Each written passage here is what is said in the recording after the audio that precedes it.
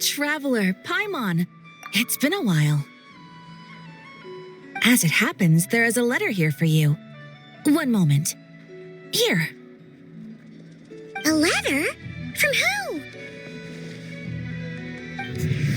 Dear Diary, I'm Kale. I work as a trainee forest ranger under my master, Tainari. I'm also studying at the academia. I've been getting better and better at reading lately. Mr. Al-Haytham says that the written word is a crucial medium for exploring the world and understanding oneself. That's why I decided to start this diary. That said, what should I write about? Things are pretty quiet in Sumeru these days. Life is good. Every day is a fulfilling and happy one. When I think back to the days when I suffered from Elazar, or way back to when I was injected with God remains, I am in a much better place now. I hope it stays that way forever. I'll leave it there for now. Master said he'll take me shopping in Sumeru City today, which is great because I've been meaning to visit the toy seller at the Grand Bazaar for a while now. Kale, time to go. Yes, Master! Huh?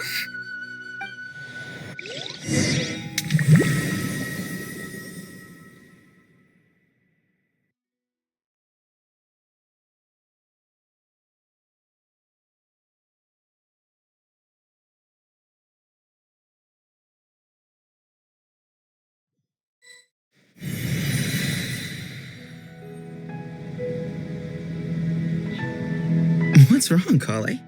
Is there something on my face? No, sorry. I didn't mean to stare. Did Master Tainari send you to pick me up? Master Tainari? What are you talking about? Tainari is the General Mahamatra. He's probably busy arresting criminals in Sumeru City.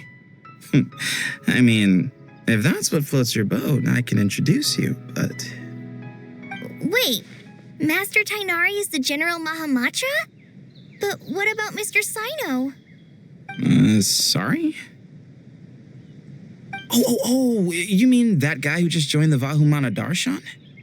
Rumor has it he's the leader of the Temple of Silence. If that's true, it's pretty impressive. Sounds like you've been getting to know more and more people since you joined the academia. That's great, but don't let your forest ranger duties fall by the wayside, okay? What's going on? Sethos is acting like he's my master, and Master Tainari has taken over Mr. Sino's job. Is this some kind of prank? If so, it's a weird choice of prank. But anyway, Sethos doesn't look like he's joking. What is this all about? Hey, you're zoning out again. I'm gonna buy some tools for the Rangers. Why don't you stretch your legs a bit? It's been a while since you last visited the city, right?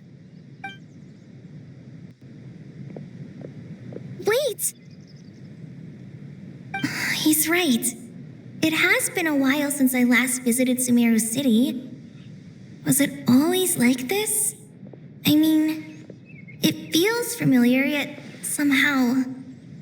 something seems different. Is this really Sumeru City?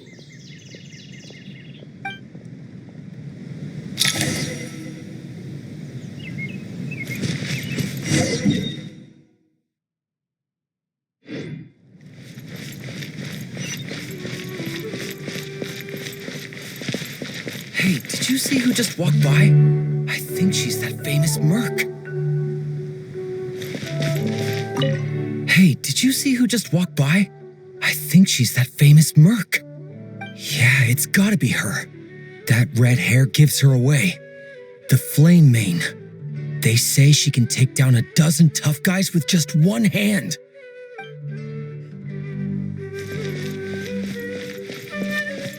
Would you like some fruit? Would you like some fruit?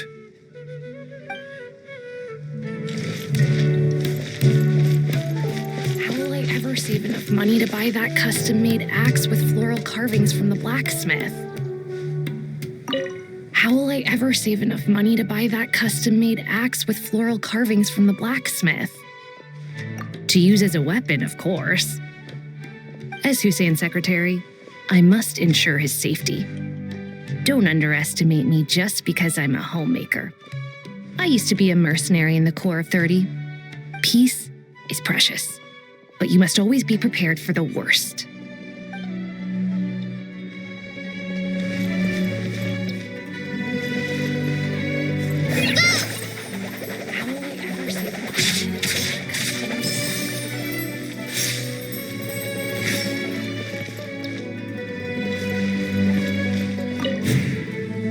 When I grow up, I'm gonna join the Eremites and protect Sumeru City.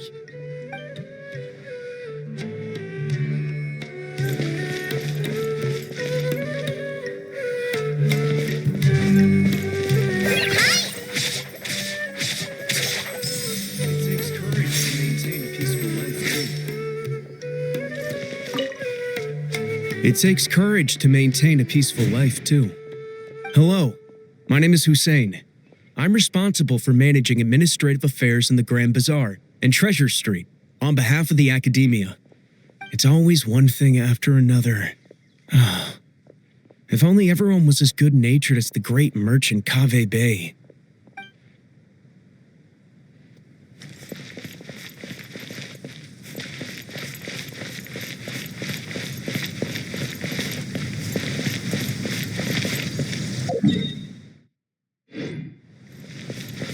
I heard that the sage disappears without a trace as soon as he gets off work.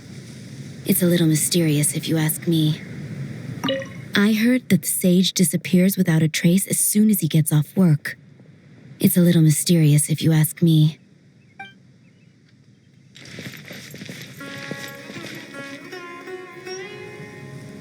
Lord Kave Bay, did you get a chance to review this month's accounts? Any feedback? You mean the version you sent over a few days ago? Yeah, I took a look when I received it. I was thinking that maybe our profit margin is a little excessive. I visited some of our commercial partners last month. Their earnings are very slim. Are you suggesting that we give up some of our profits for them? Well, since we have more than we need, yes. Making money for its own sake is pointless. Don't worry, I've already planned for it and the numbers look fine. We can adjust the rates starting from next month. Also, about that designer you hired, I've had to revise his proposal 3 times now, but he just doesn't seem to... Let's cut our losses. Pay him his fee and send him on his way. I'd like you to get Layla on this instead. She was Cyrus's student and she designed the Palace of Alcazarzare. Seems like a much safer choice. Who's sneaking around over there?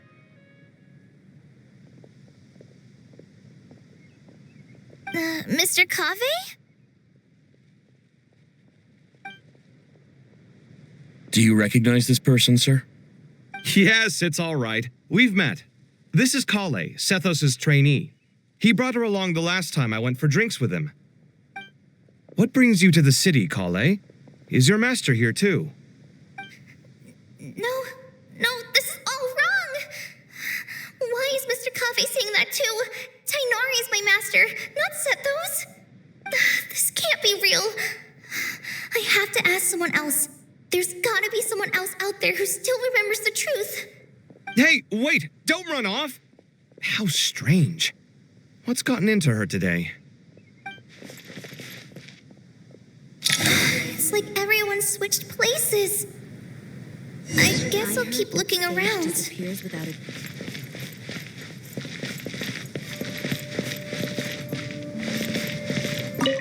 Remember a while back when I was working on a renovation plan for the House of Dana?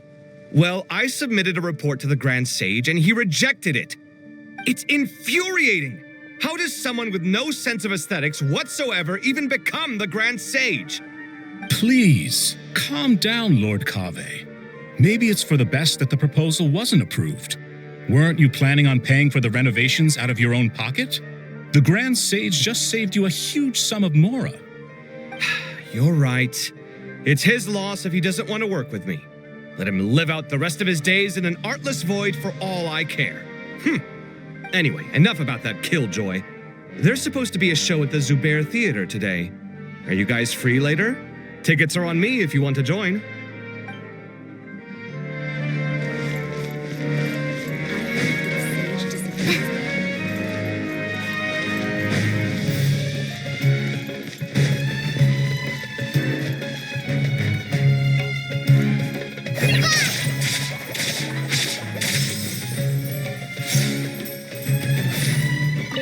The Grand Sage always used to disappear the moment he got off work, but recently, for whatever reason, he's been seen sifting through records in the House of Dana late into the night.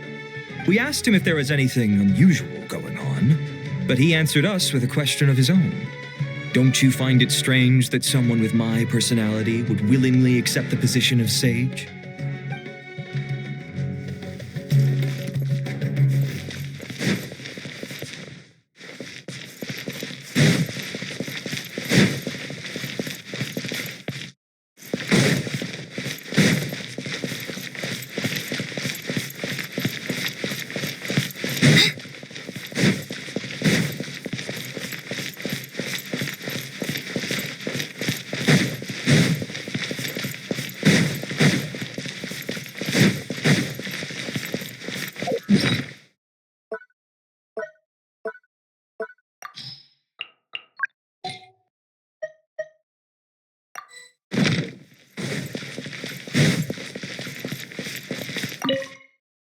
Hey, bud, can I ask you a favor? Is that all right if I borrow your thesis? Don't worry, I'm not gonna copy your work. I just need it as a reference. I guess that's okay.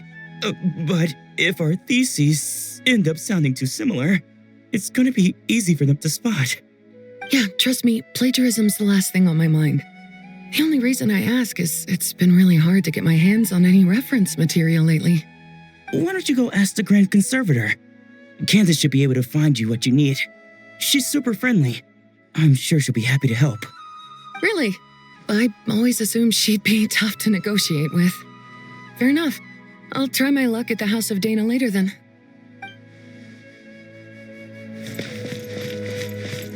Would you like a cup of coffee? Would you like a cup of coffee? The store's been pretty busy lately. Lots of customers have been feeding Ashru, who watches over the shop, and now Ashru's put on quite a lot of weight. Maybe I should put up a sign saying, please don't feed the cat.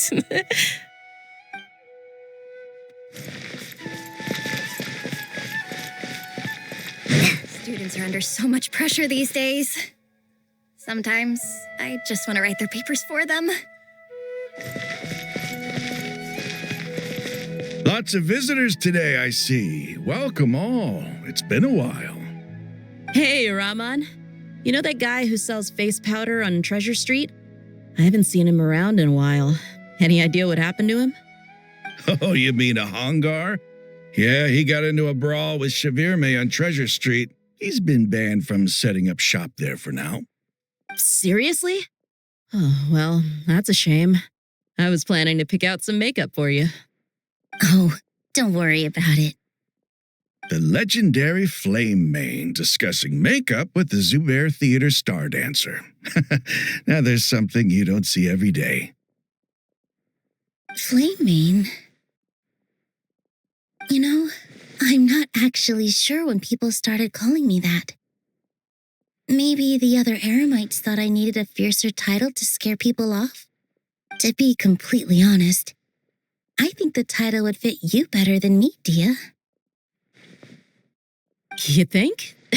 Can't say I've never imagined myself as a merc.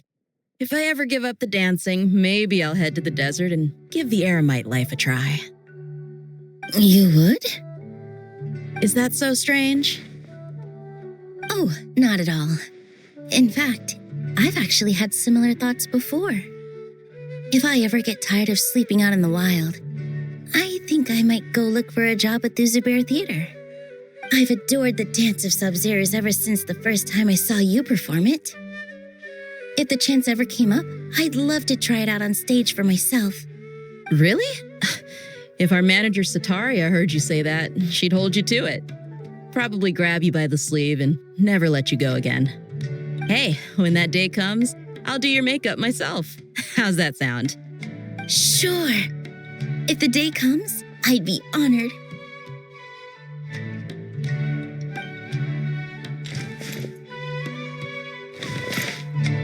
Everyone I know, everything I've ever known. Suddenly it's all a jumbled mess. The question is, who's right? Them or me? My head feels so heavy. I can't think straight. Hi, Mr. Sino. What are you thinking about? There's a chapter in King of Invocations where the spirit of someone who died long ago possesses a living man's body. To the outside world, it looks like he's developed a whole new personality. I was just thinking how terrifying that would be for his friends. Imagine waking up one day to find that a friend of yours has suddenly become a different person. Huh? So what got you thinking about that? I don't know, but something feels off. Everything looks fine on the surface, but can human perception really be trusted?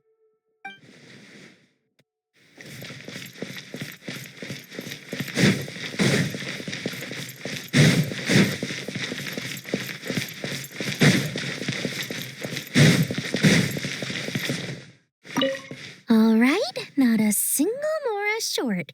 That covers you for this month's rent. What a relief. I was worried the design fees I received this month wouldn't be enough. Well, next time, don't fret. Just let me know and I'll give you a few days' grace. We've known each other long enough for that. Anyway, how are you settling in?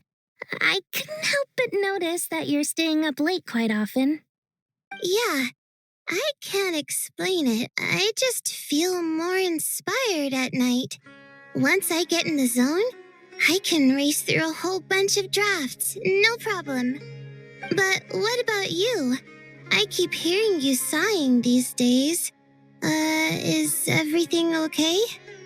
Well, it's just... Don't you think this house is a little small? I guess I should be used to it after living here for so many years. But for some reason, I've been feeling claustrophobic recently. I want to move somewhere bigger. Once I've made enough Mora, I'm gonna buy a huge new house. As big as... at least as big as the Palace of Alcazarzaray. That sounds really expensive. True. I'll never be able to afford it on a scribe's salary alone. I need to find another way.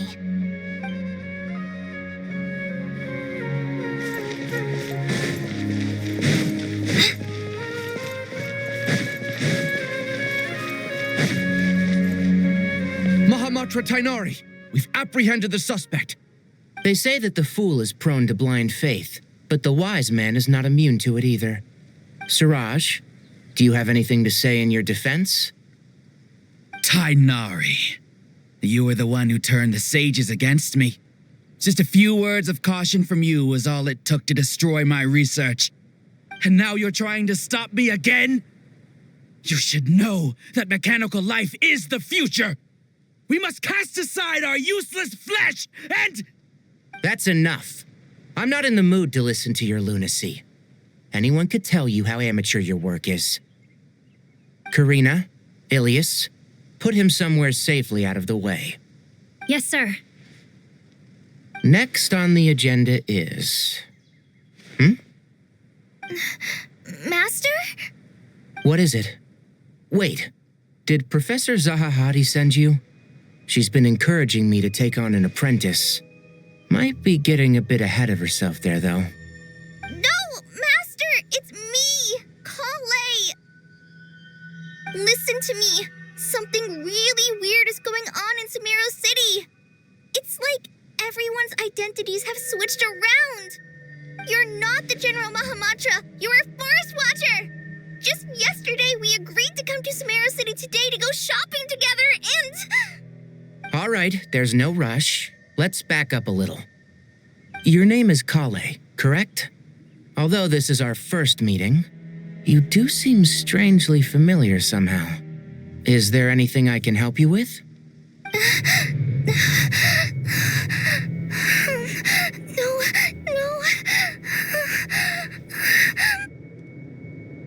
Master!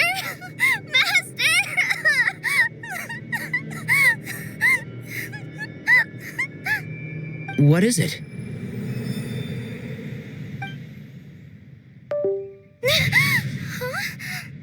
Did you have another nightmare? I've told you before, when you're tired, lay down on your back in bed and get some proper sleep. It's much better for you than napping on your front. Poor posture obstructs your breathing, which can lead to all sorts of weird dreams. Now, we're supposed to go shopping in Sumeru City today, remember? Cheer up. I'll take you to Hushang's. I heard he's got some new toys in stock. Go wash your face, take some deep breaths, and when you're ready, we'll head out. Okay. Thanks, Master Tainari. So it was just a dream. And yet, dreams can sometimes be a warning of things that will soon come to pass. Who said that? That dream felt unusually real, didn't it? Here's my suggestion. Since you're heading into Sumeru City anyway, you may as well tell Lesser Lord Kusanali about everything that happened. And just to be on the safe side, I think you should also inform your 2 traveler friends who once helped save Sumeru. I'd write them a letter if I were you. Time is short. A storm is coming from beyond the bounds of fate.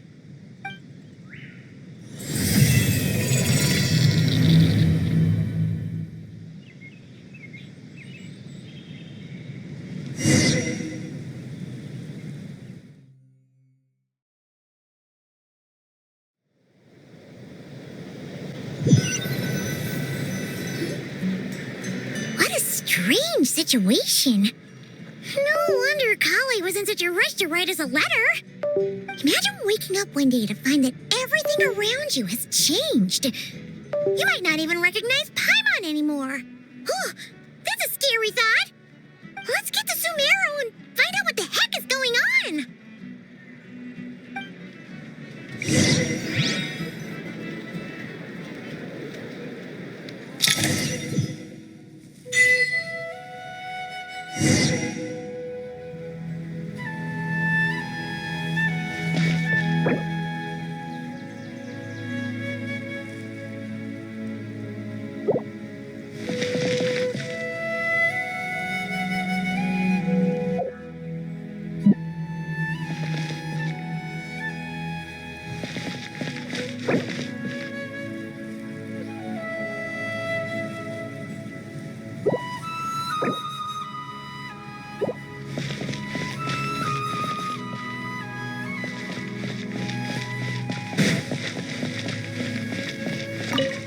Thank you, Sage Baladuri.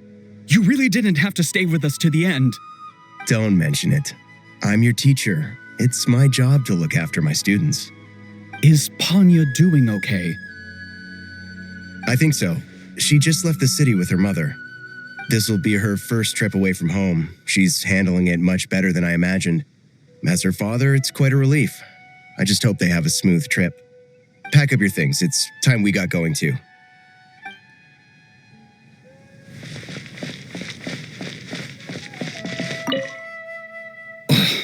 As if work and family aren't enough to deal with already. Now they're telling us to move to Caravan Rebot because of renovations? I bet it's just some vanity project. I don't trust the Dendro Archon, nor any of the sages. Especially not that new Grand Sage, what's his name, Nephis? If you ask me, he's the worst of the bunch.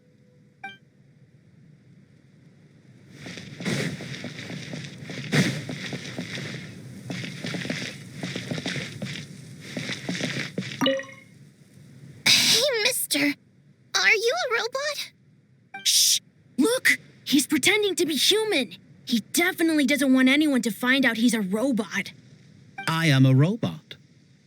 I was designed to infiltrate the human world undetected. My mission is to find an opportunity to destroy humanity. I knew it! It's just like in the picture books. What do we do? We're the only ones who know his secret, right? Surely he won't silence us for good. You have discovered my secret. Now I must take you as my prisoners. I will tickle your feet until you join the robot army. Don't be afraid. I'll protect you. Take this, robot! Stop! I was just kidding. I'm human. I'm human!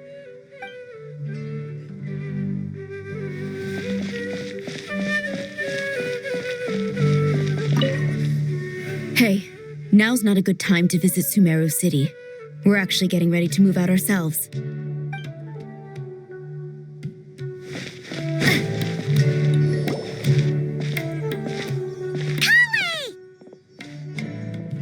Traveler! Paimon! Thank goodness. I'm so glad you made it. Of course. We won't let anything happen to you, Kale. So, what's going on in Sumeru City? Looks like lots of people are moving or something. Yeah, I was just gonna say. After I wrote my letter, Master and I went to Sumeru City and told the Dendro Archon everything that I experienced, from start to finish. She was silent at first. It seemed like she was deep in thought. Then the next day, we got told that she was ordering everyone to leave Sumeru City immediately and move to Caravan Rebot. The entire population of the city has to move? Not just Sumeru City. The evacuation also includes Lokapala Jungle, Avidia Forest, Ashavan Realm, and Ardravi Valley. Basically, everyone living in the rainforest must temporarily relocate to Caravan Rebot. Holy smokes! It's crazy! Yes, it's quite an operation. Even if people only bring the bare essentials, the scale is simply enormous. They've requisitioned almost all the Sumpter Beasts in Sumeru for the task, including the entirety of Dori's Sumpter Beast Park. The Dendro Archon said that what Kale experienced was not a dream, but a warning. After our meeting, she immediately summoned the 6 sages to analyze the situation and discuss countermeasures. They concluded that the events seen in the dream are very likely to become a reality, and that an unknown danger is rapidly approaching. Oh, please keep that to yourself. We don't want to cause widespread panic. The official reason they've given is a large-scale renovation of the rainforest ecosystem. People are skeptical, but there haven't been any major incidents. So far, at least. The Dendro Archon seemed really worried when we spoke to her. She said you can go visit her in the Sanctuary of Surasthana when you arrive. She also said she'd hold out until the very end. Tainari? Kale? You got a minute? I need a hand here. One moment, I'll be right there. As a forest watcher, I've been tasked with assisting with the relocation work. There's a lot to be done, and they need all the help they can get. This will be the final group of evacuees from Sumeru City. While they're away from home, they'll be heavily reliant on outside help. Thank you for coming in our time of need. As you can see, another crisis is upon us. Excuse me, sorry to trouble you, but could you help an old man find his medicine? It's buried somewhere in my luggage. Where's my mom? Where did she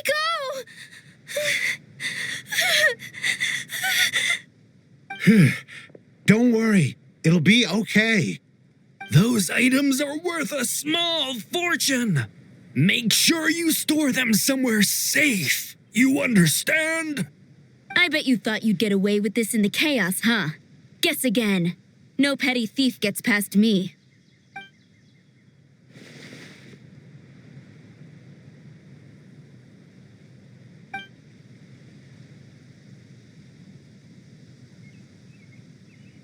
We should go help the evacuees. See you around. I'm so glad that you believed me and came all this way to help. It means a lot. Please stay safe. worry. We may not know exactly what's going on yet, but as long as we stick together, we'll find a way through this. Goodbye. Look after yourselves. Will do. See ya.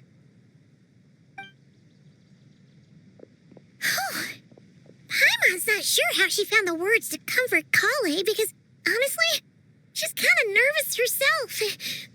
Let's head to the Sanctuary of Surasana and see Nahida.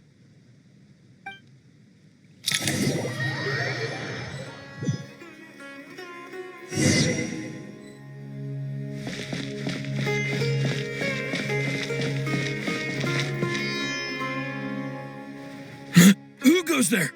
No unauthorized access to this place. By order of Mahamatra Sino. Are you blind? It's the Traveler and Paimon. Surely you've seen them before. Huh? Oh, so it is. I'm sorry, I haven't been sleeping well lately. My nerves are a little frayed. The Dendro Archon is in a very vulnerable state at the moment. Mahamatra Sino is concerned that our enemies might choose this moment to strike, so he's ordered us to strengthen our defenses. Just seeing you two again already puts our minds at ease.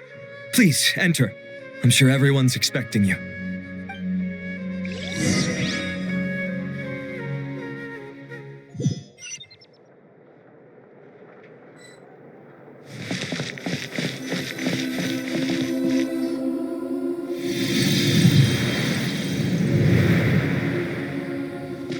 Traveler, Paimon, you made it. Aha! Perfect timing. Reliable helpers like you are just what we need right now. Oh, it's good to see everyone again. Kale gave us a rough idea of what's going on, but we still have a lot of questions. What kind of danger is Sumeru City in exactly? And how come everyone has to move to Caravan Rebot? At this stage, we can't be certain. We're investigating, but no definitive answers yet. I take it that Kale told you about her strange dream? Yeah. Apparently, everyone in Sumeru City was acting super weird. Even you guys. It was like you'd all switched places. That's right. Kale and Tainari reported the situation to the Dendro Archon. She believes that it wasn't merely a dream, and that whatever it was has something to do with Irminsul. It's a reasonable inference. Only through Irminsul can people's memory and cognition be so significantly modified in such a short time.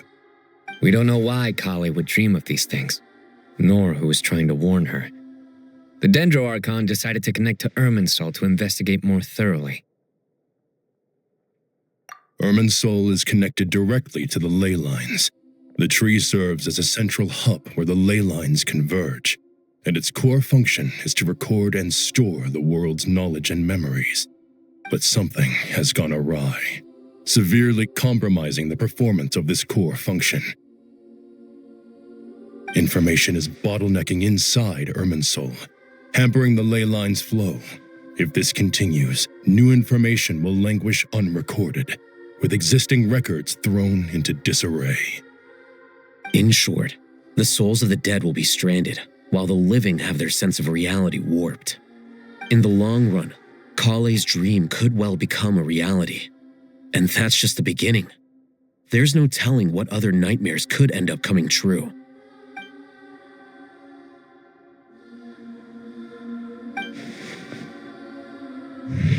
I have come this far to use my death to open the gates of the ley lines to my people.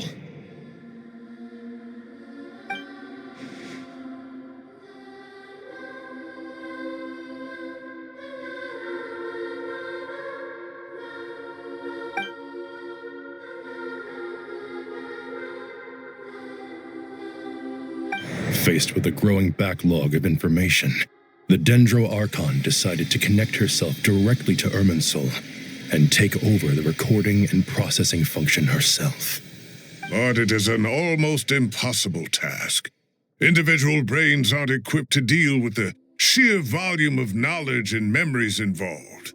All that information flooding in at once. would instantly fry any human mind. And for a god, even for a god, the suffering must be unimaginable. The Dendro Archon's power originates from Irminsul.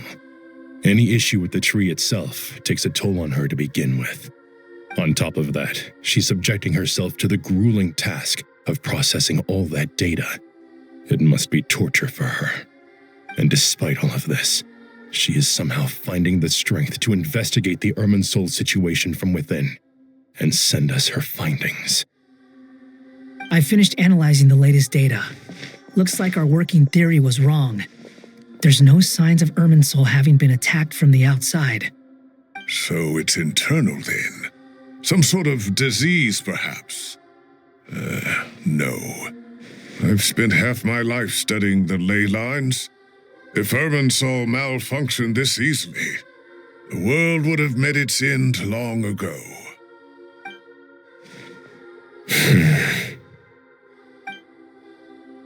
Sino? What is it?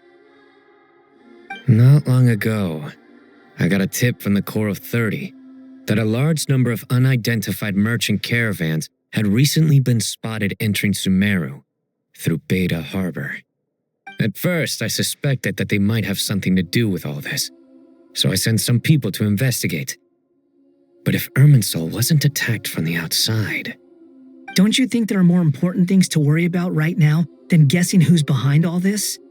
It's been over 12 hours with no new intel. If even the Keeper of Irminsul is this badly affected, you can imagine how bad things are in there.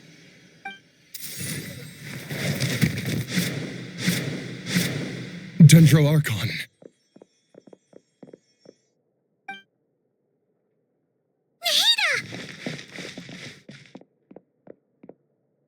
What's wrong?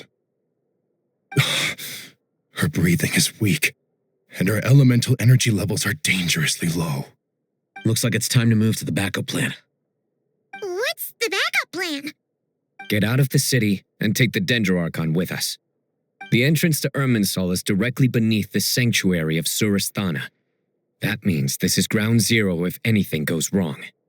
The Dendro Archon has a very strong connection to Irminsul. But theoretically, this connection should grow weaker with distance. Under normal circumstances, she could unleash her full power here. But with Irminsul out of control, our first priority is to get her away from here. The situation is critical. There's no time to deliberate. Everyone in agreement? I'll deal with it.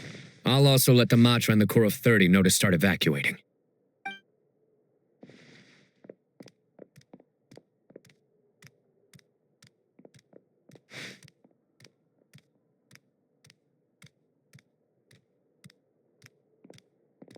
Let's go. No sense grieving when there's nothing more we can do. Agreed. We'll be back as soon as this is over.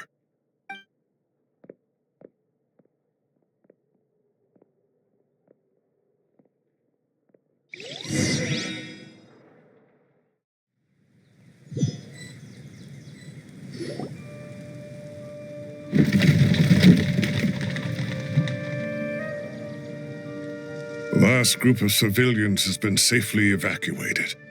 Dendro Archon's carriage will travel with them. Sino and Hat Guy will protect the convoy. With the Dendro Archon in a coma, we've lost our means of investigating the situation. And with Irminsul still deteriorating, we have no choice but to evacuate Sumeru City. Feels as though we're being pushed along by an invisible hand. Stop moaning, Cyrus. We're the teachers here. We should be showing a little more confidence, don't you think? A wise judgment. Let's move out to Caravan Rebot.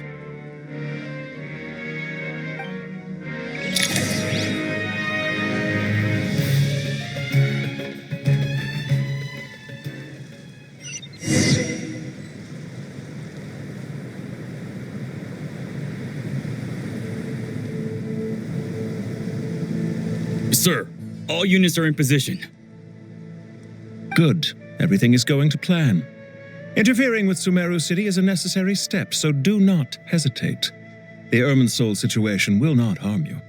We need to speed things up here, too. We don't want to keep our client waiting, do we?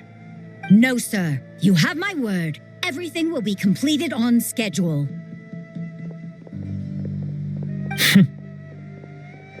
They say that fervent ambition attracts the favor of the gods, and with it, a vision. But we appear to be the exception. So, is our ambition not strong enough? Or does it threaten the very foundations of this world?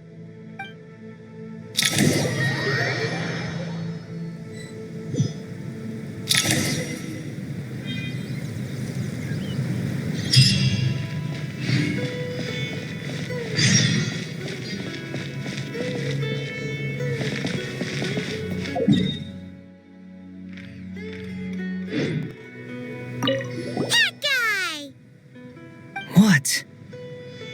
Nothing. You just looked like you were lost in thought there. Do you have any ideas about what's going on? From what I know about Irminsul, the system doesn't break down that easily. I don't have the faintest idea who could have done this. Actually, one name did cross my mind. But,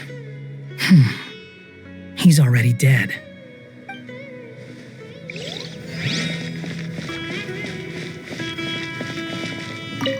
So, can I assume that this period of time away won't count as part of the rental period?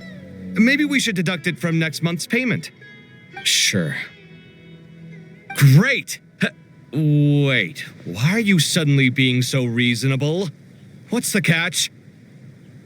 I'm always reasonable with rental payments. Like the time I refused to let you use that wine you brought home as collateral. That was a perfectly fair request, and you know it!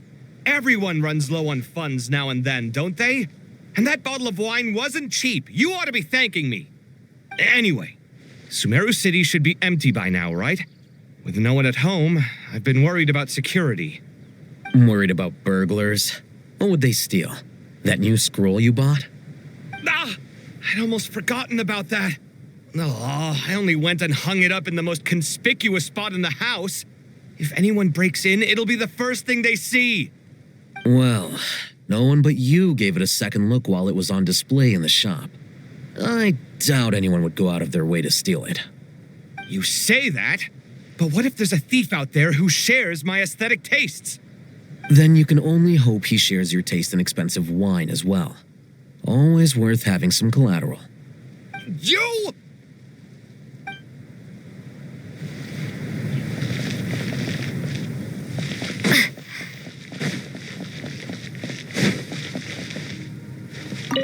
Keep your eyes peeled. It's down to us to maintain order at this time. This is a direct command from the Mahamata. Everyone stay vigilant. We cannot allow bad actors to take advantage of the chaos.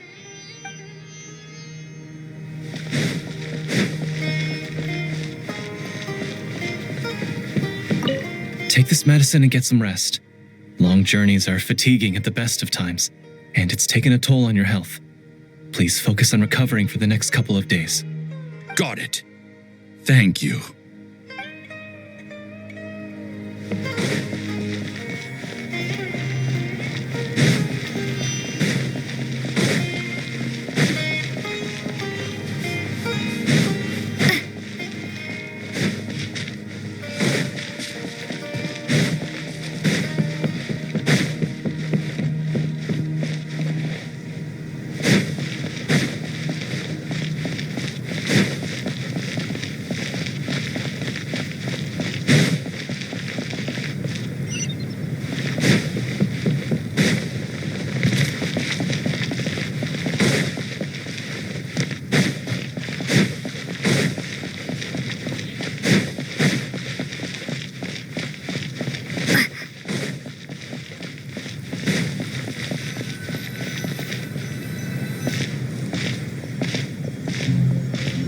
How is the Dendroarchon?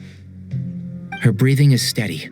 I prepared some therapeutic incense for her, but it hasn't had much effect. Her vitals are still very weak, Based on the information you've provided, I have a working hypothesis. Her condition is partly due to Irminsul's influence, and partly due to a physiological imbalance caused by the rapid depletion of her power. Elemental energy usually flows through the body at a relatively constant rate. The body grows accustomed to this rhythm, so when it's thrown out of balance, physical symptoms will appear. Is this similar to the ley lines? Overloading and withering both directly affect their vitality, potentially causing irreversible damage.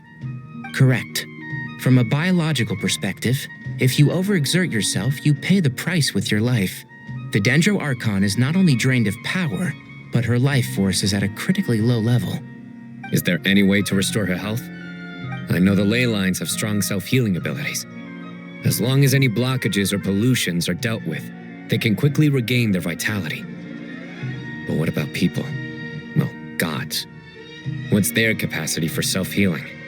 Before we think about that, there's a bigger predicament to resolve. Restoring the Dendro Archon's power requires us to heal Irminsul first. But that will be extremely difficult without the Dendro Archon's power. Paimon's already getting lost here.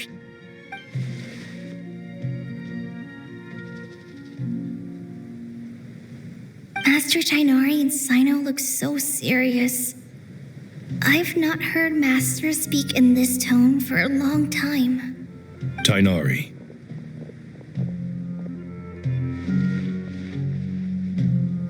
Master Nephis, sages. Tainari, haven't seen you in ages. Have you gotten taller? Or did your ears get longer? Hopefully the former, Uncle Baladuri.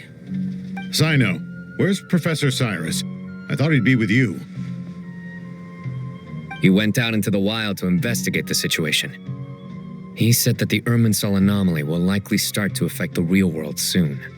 He shouldn't be trotting around alone at his age. Which way did he go? I'll look for him later. Would someone mind introducing us? Ah, yes, of course. Allow me to do the honors. I'm sure we're all familiar with the Traveler and Paimon.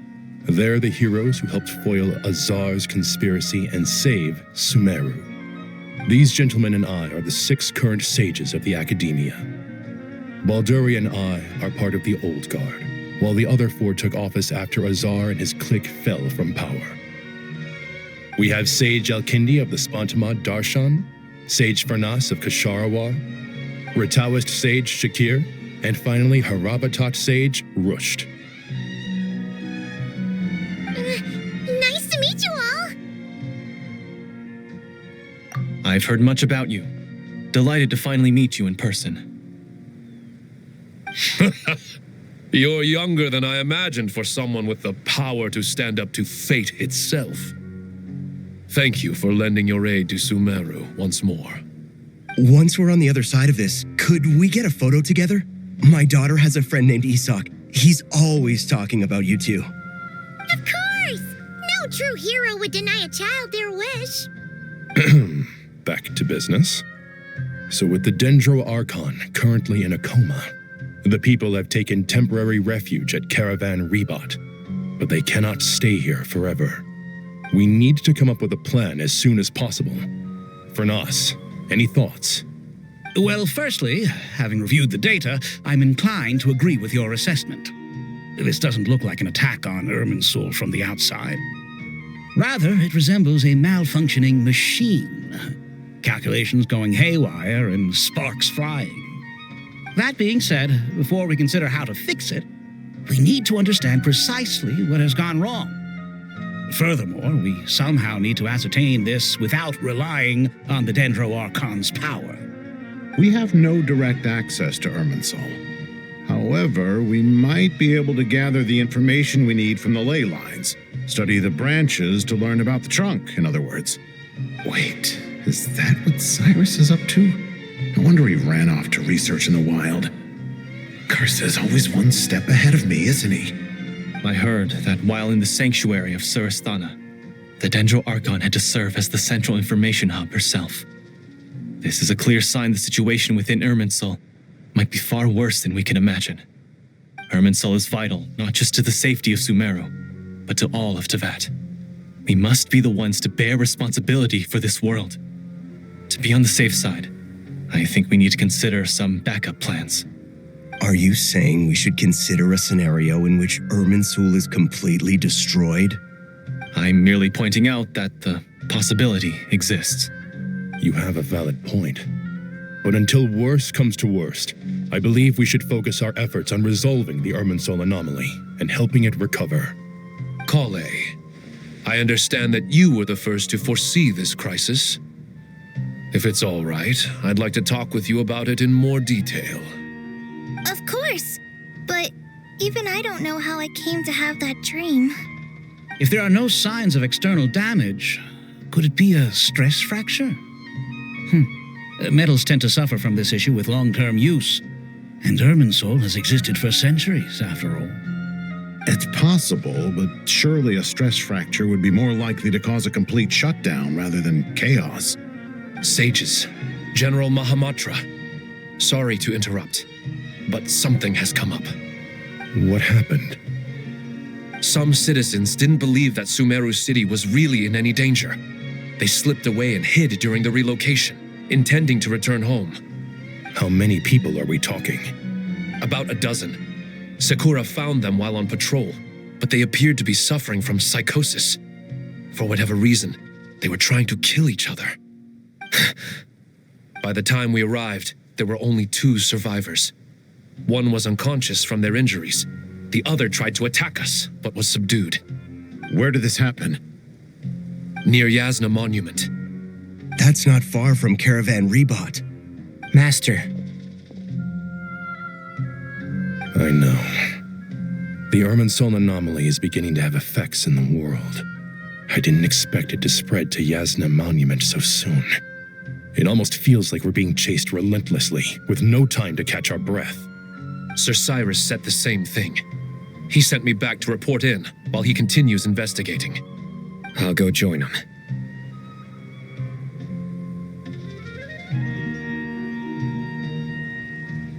Count me in too. Don't let my age fool you. I can still fend for myself. Very well. Meanwhile, the rest of us will continue discussing our next steps. Get back soon. Take care of yourselves. It's getting dangerous out there.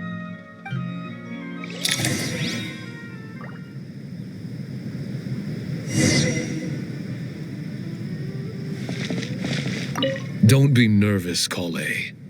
I just wanted to ask, have you ever had similar dreams to this one before?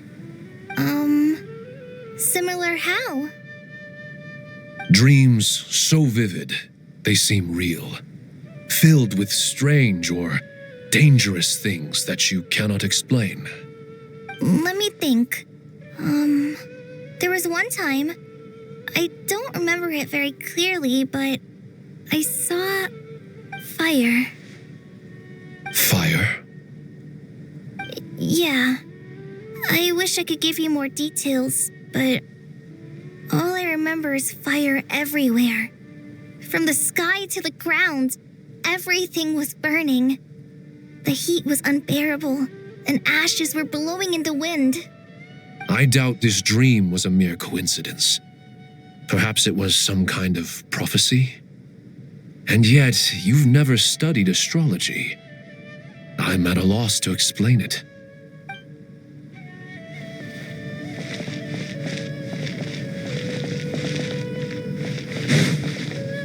I thought we'd be safer once we got to Caravan Rebot.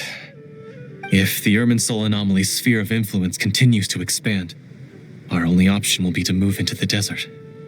To Aru Village? We should check if they can accommodate so many people. Essential supplies will also become an issue. We were only able to relocate here so quickly because Caravan Rebot is well stocked. If we move to the desert, we'll need to carefully calculate how much food and water to bring.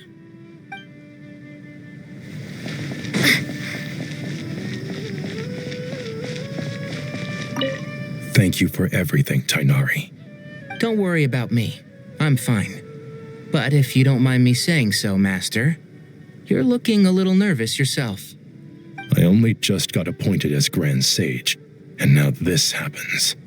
It's quite overwhelming. Looking back now, I don't think I handled the situation with Azar very well at all. Yes, I protested, but I went about it the wrong way. Instead of helping, I just ended up getting locked away. Now that I'm the Grand Sage, I have to be responsible for everyone's lives, including the dozen or so who fled to Yasna Monument. I can't help but blame myself for their deaths. It's only natural that you want to do the best job you can, but Master, we both know perfection is impossible. You're right.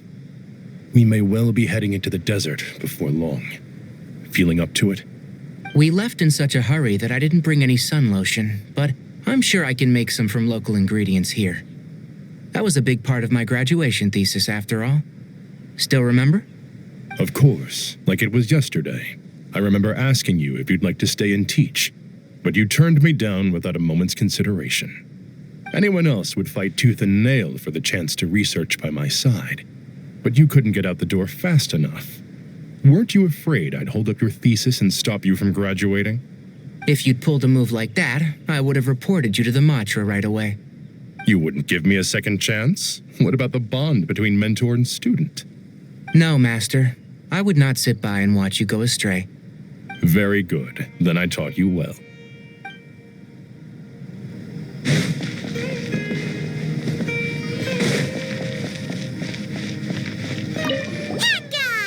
What? Nothing. You just looked like you were lost in thought. From what I know about Irminsul, I don't have the faintest idea who could.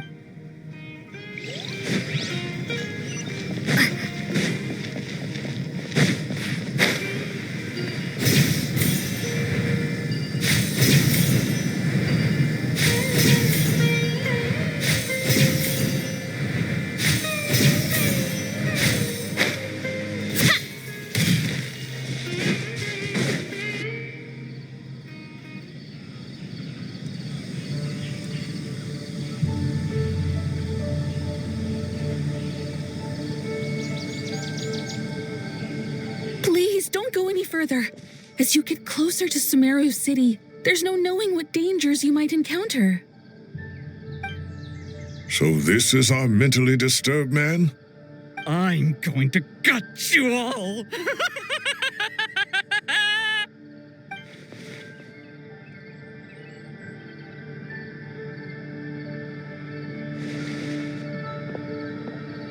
Cyrus, you didn't even bring a single guard?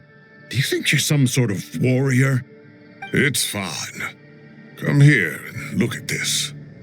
Oh, it's... That's right.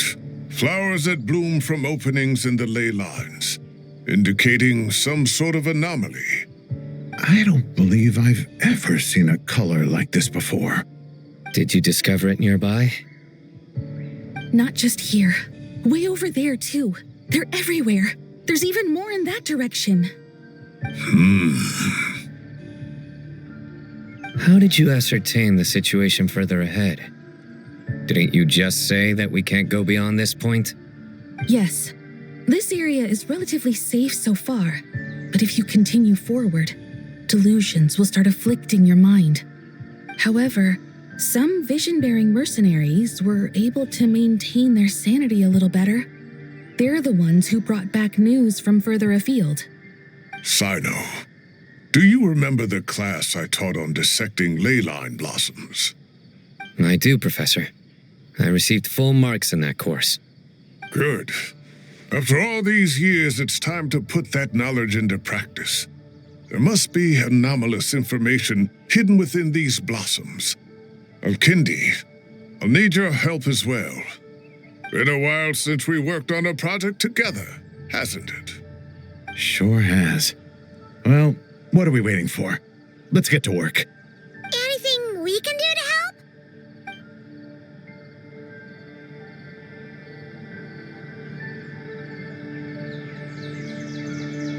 Will you need my help?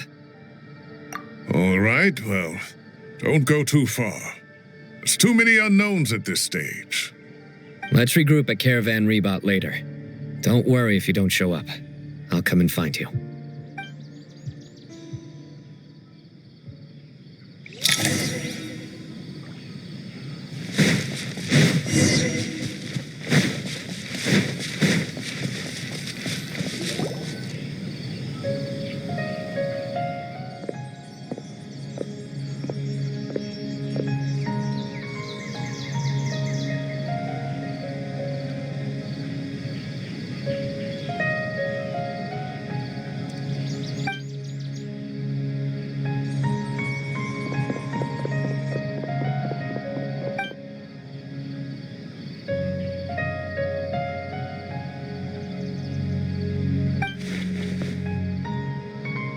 That should be the heart of Oasis. All we need to do is light it with the fire seed, and it'll restore a pep with elemental power. The damage it suffered internally will also slowly begin to heal.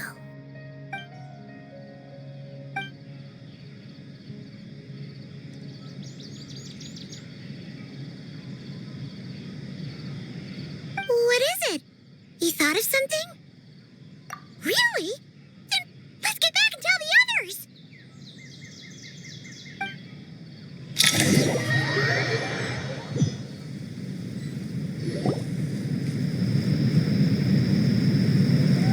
Whew.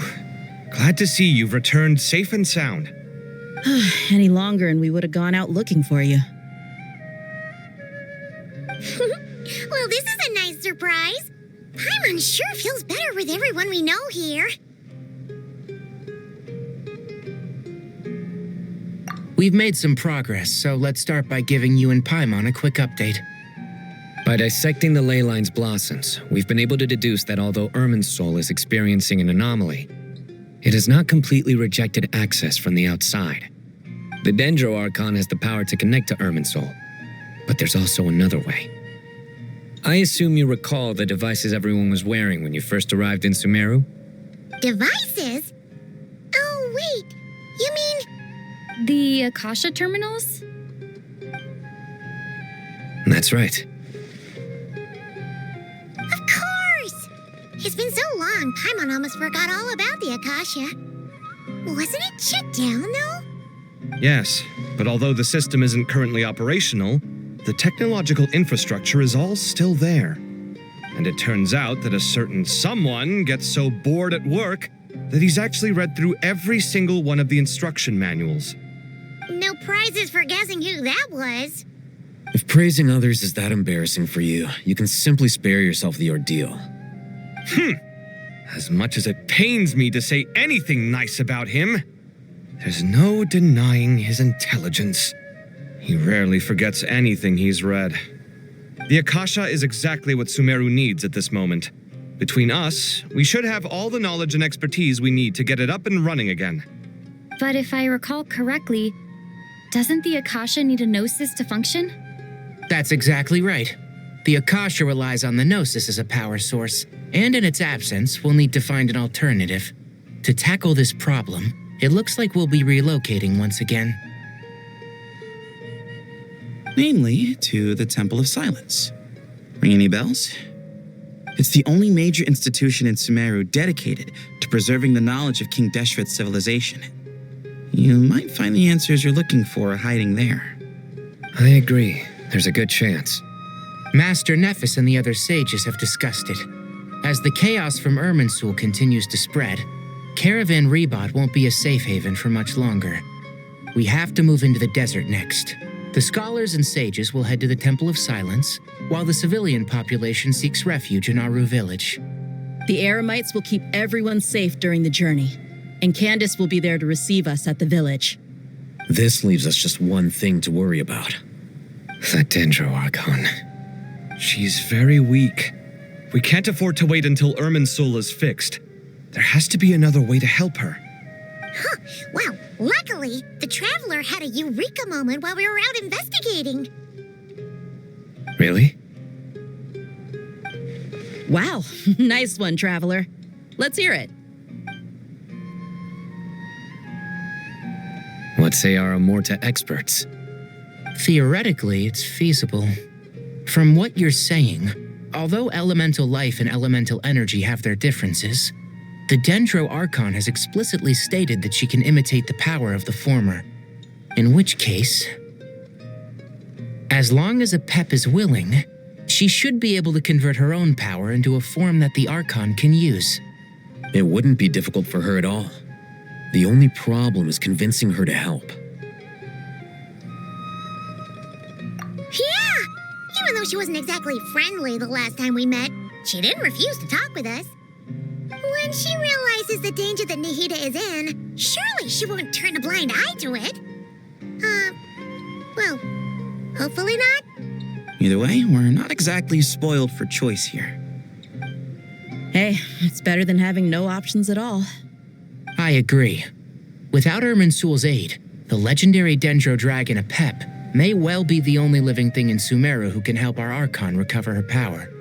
There's no time to lose. I'll bring this proposal to Master right away. If he and the other sages agree, we'll split into 3 teams. The academics will go to the Temple of Silence to look for a solution to the Akasha problem. The Eremites will escort the civilians safely to Aru village, and the Traveler and Paimon will take the Dendro Archon to see Apep. There's still a long road ahead, and no knowing if we'll make it. But at least we have a direction now. I'll take it over floundering around in confusion. If there are no objections, then let's proceed. But before we adjourn, I would like to leave you all with some parting words. No matter the distance between us, there will always be an invisible force tying us together. May the bonds forged in the past shine bright like stars and open a new path before our feet. Huh. Is that from King of Invocations? No. This one's from King of Invocations, the sequel. What's the difference? The sequel's much cooler. Couldn't agree more. Well, it was very apropos. Once this is all over, I'll give everyone a copy of King of Invocations and the sequel to show my gratitude. Come on, let's get moving.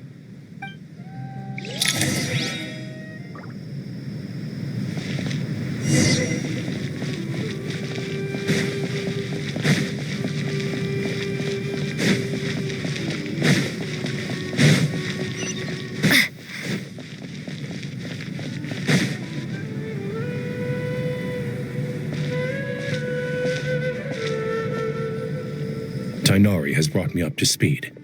I approve of your plan of action. But we can't proceed with everything right away. The people need to rest. For many of them, this will be their first time in the desert, so we'll need to find additional personnel to help escort them. You two, please go on ahead with the Dendro Archon. Let's rendezvous at the Temple of Silence later. No problem. We got this. Words can't express my gratitude. So let me just say, I hope everything goes smoothly for all of us. Goodbye for now. All right, let's get going. If Paimon remembers correctly, the last time we saw Apep was in... Traveler, Paimon. Could I borrow you guys for a moment? It'll only take a second. Kale, what's the matter? Well, the thing is, Master Tainari once told me, after you raise a problem, you should think about how to resolve it. But ever since I had that dream, I feel like I haven't been of any help at all. I tried my best to keep up with the conversation, but there was so much new information, I couldn't take it all in. So, I just wanted to ask, do you have any tips for me there? Huh, Paimon knows exactly how you feel. But fear not, everything you need to know is right here in Paimon's notes.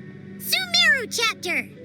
It's got tons of info about all the things we've seen and heard on our adventures. Some parts are a little simplified, but hopefully it all makes sense. You see? Being the greatest guide in Tibet isn't just a fancy title. It takes a lot of hard work. Paimon doesn't always understand the things you're talking about with other people. Whenever that happens, she notes down the confusing parts and goes over them in her own time. This is perfect. Could I borrow it? Sure. Matter of fact, you can keep it if you want. Paimon has another copy. The spare copy was originally meant for the Traveler. Paimon used to worry that one day she might not need a guide anymore, so she wanted to have a gift for her, in case we ever parted ways. But it doesn't seem so necessary nowadays. We have so many more places to see together. One copy will be enough for both of us. Thank you so much. But still, these are your treasured memories. I think I'll make my own copy and then return the original to you. Anyway, that was all. I won't keep you any longer. Have a safe trip. See you again soon. See ya! All right, time to bring the Hida to see Apep. Let's hope that old grouch is in a negotiating mood.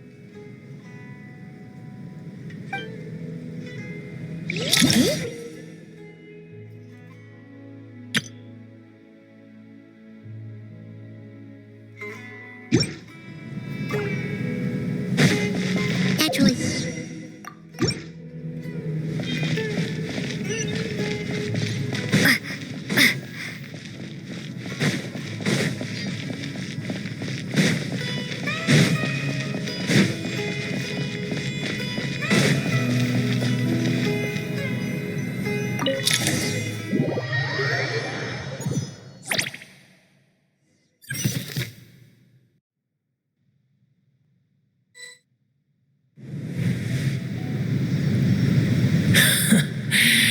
I had a feeling your kind might come calling. The ley lines are in disarray. Something has gone wrong with Irminsul, yes. Even from a great distance away, I can sense that Sumeru is headed for destruction. You who took our home from us, prepare to watch as your own world is plunged into oblivion. Oh, how the cycle of history comes to a poetic conclusion. this isn't a joke, Apep. Nahida's in grave danger. Can you please help her? Is she now? Then do explain. For what reason should I lend Boer my assistance?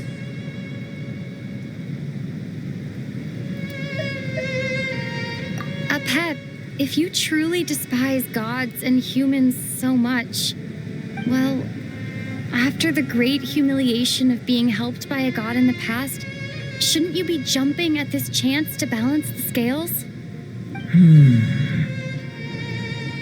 Now that is a compelling reason. When El Ahmar plotted against me and I was tortured by forbidden knowledge, it was Boer who saved me from agony. And though I regard with shame the pity of my enemies, to receive aid without repaying it would likewise tarnish a dragon's dignity. Oh, tiny Boer, puny humans. Just this once I shall deign to show you the true power of dragonkind. It's happening again! We're gonna get sucked in!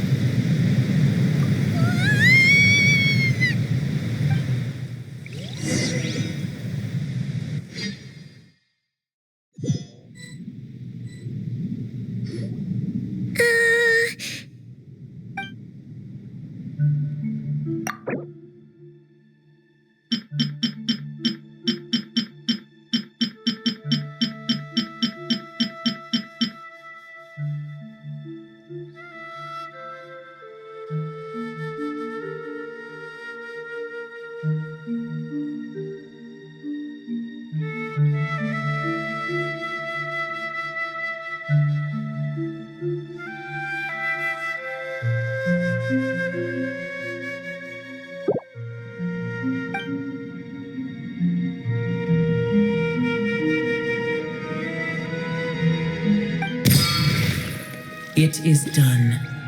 The heart of Oasis is supplying her with life force as we speak. It shall not be long before she recovers. But I should warn you, Boer's existence is closely intertwined with Irminsul. Unless the issues plaguing it are resolved, she will never completely recover her former strength. Thank you. Spare me your words of gratitude. You may also spare me your feigned concern.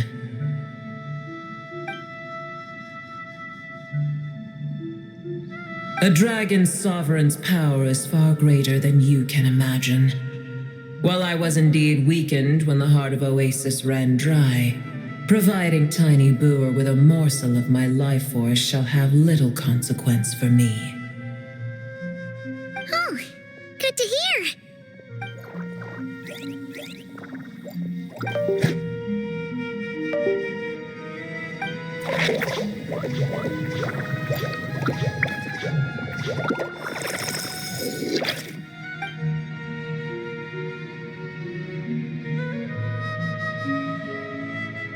Ever held in high favor, I see.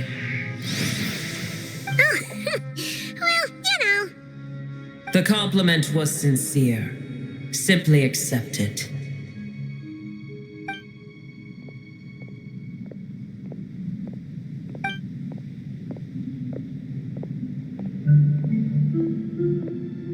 I did once.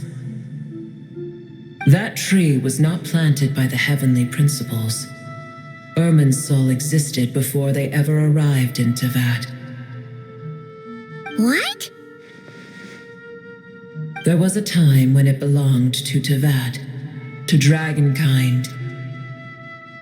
Its appearance and function then differed greatly from today. The ley lines flowed with an abundance of a familiar, primitive form of elemental energy. You may know it as the power of the Light Realm. The heavenly principles usurped and refashioned Irminsul, made it serve humanity, and used it to anchor the fate of the world. Yet in the end, humanity has failed to protect it.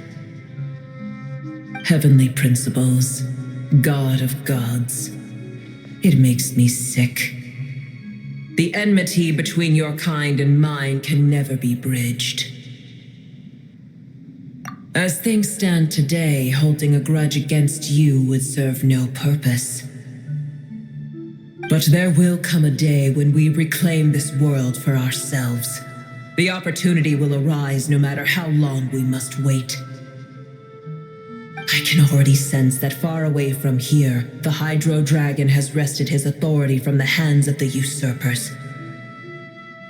Though we have yet to meet, I know that we are both preparing for our revenge day and night. Uh-huh.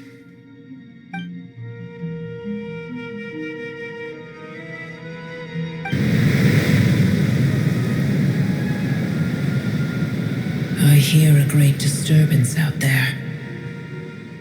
Huh? What is it? Sandstorms come. The Jinn. I see. Another calamity approaches. You both seem restless. Let us part ways here. Boer is safe with me. Once she has recovered, I shall return her to your side. Oh, thanks again. Take care, all right? I told you already I have no need of your feigned concern.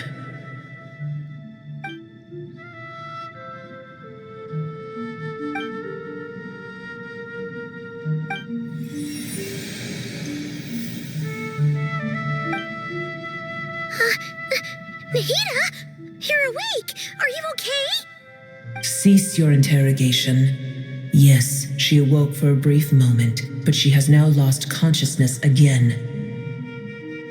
Take it. We shall talk more at another time.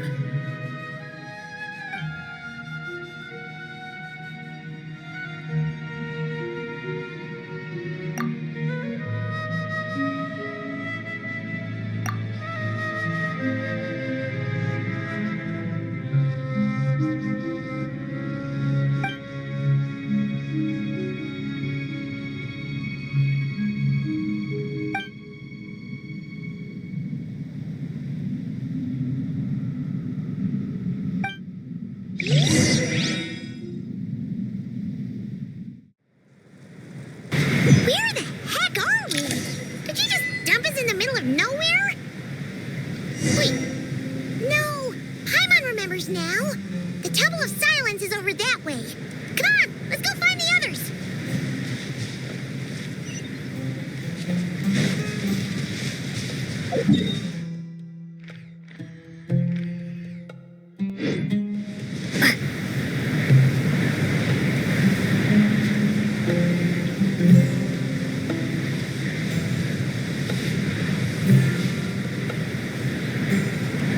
There's no need for everyone to stay here. I'll protect the sages. The rest of you, return to Aru village. Yes, Mahamatra Sino.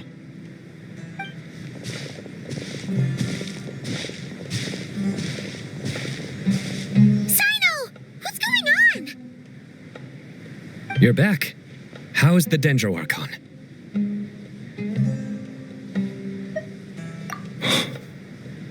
What a relief. It's the Jinn. Countless Jinn have stirred up violent sandstorms across the desert, blocking our path to the Temple of Silence. Tainari and Kale have returned to Aru village to help. The Jinn are being highly aggressive, so both the village and the merchant caravans require protection. It's just one thing after another. Where did all of them come from anyway? In all my trips to the desert, I've never seen anything like this before. As I see it, the only possible candidate is Gurabad. Gurabad? Baladuri could explain in more detail if he were here. All I know is a rumor I've heard about from previous trips to the desert. Supposedly, a great number of dormant Jinn lie sealed beneath that city.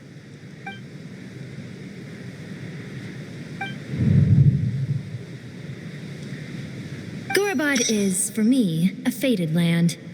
I must therefore return back to this city, where my destiny awaits me still. My master, I am sorry that I couldn't stay by your side for long, and that I could not have more time to get familiar with you. Lailapar. Yeah, we once said goodbye to a friend there. Well, maybe not a friend exactly, but someone we met on the road anyway. She was a strange bottle. If we can find a way to wake her up, maybe she can help solve the situation in Gurabad. Well, be careful. You may find there's more than just the Jinn to worry about. You mean there are other dangers in Gurabad? It's a sensible assumption to make. The moment we arrived in Caravan Rebad, the Irminsul anomaly started spreading in that direction. Now we've moved to the desert, and suddenly we're plagued by Jinn and sandstorms. To call it a coincidence would be a stretch. Don't worry, we've gotten a lot stronger since our last stint in Sumeru.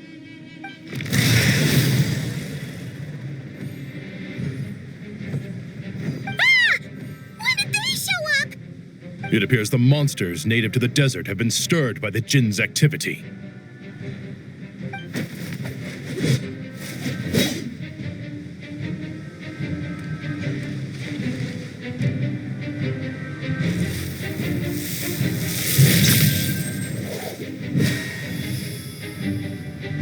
You should get going. We'll take care of things here.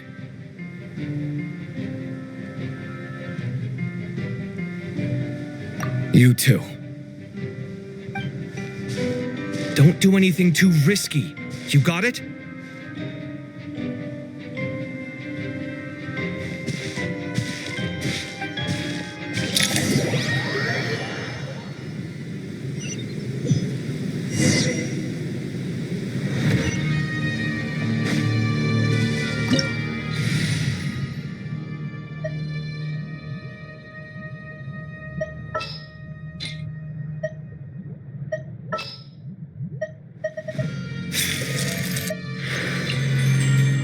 I've been waiting for you for ages.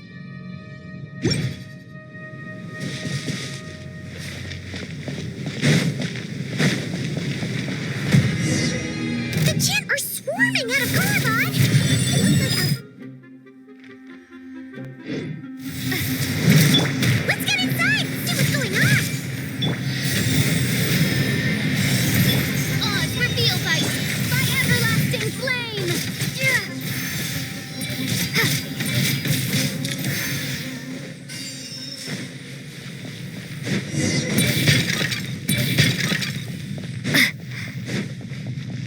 They just keep coming! How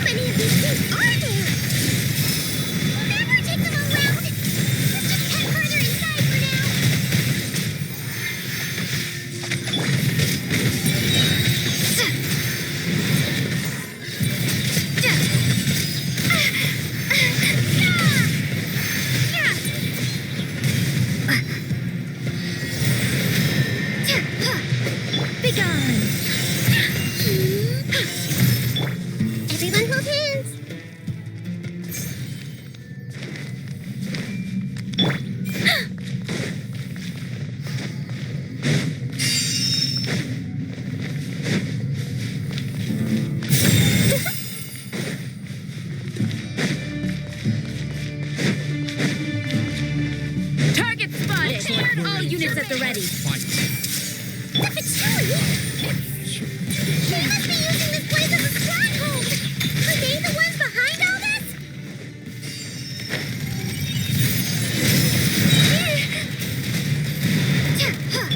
Such defiance. Committed to memory. Oz, reveal thyself.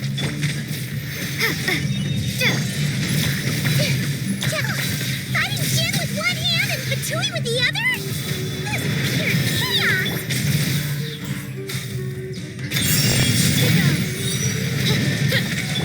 By everlasting flame. Scorch and burn.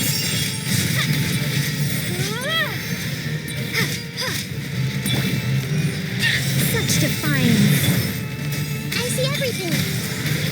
As you wish, main Fräulein. I live within you.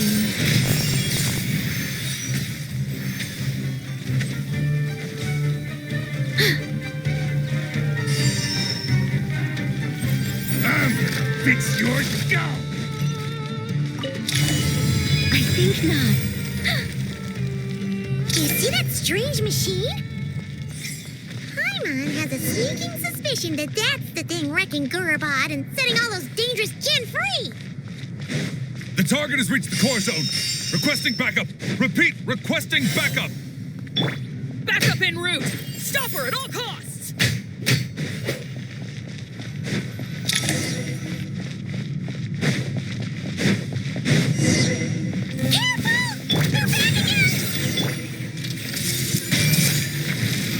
Temple of Wisdom! Time to advance!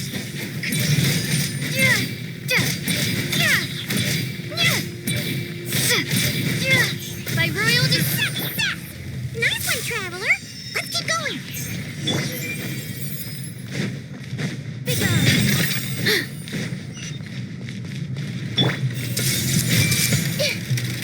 A new dawn rises!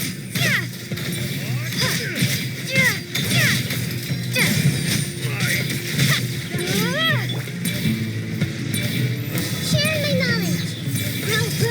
Shadow Raven, let night. Our little secret. Committed to memory! By everlasting flame.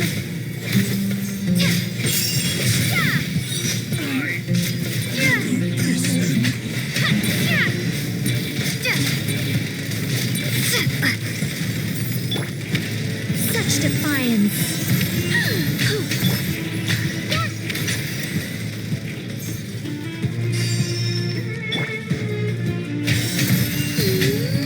This hunk of Jin's gone kaput!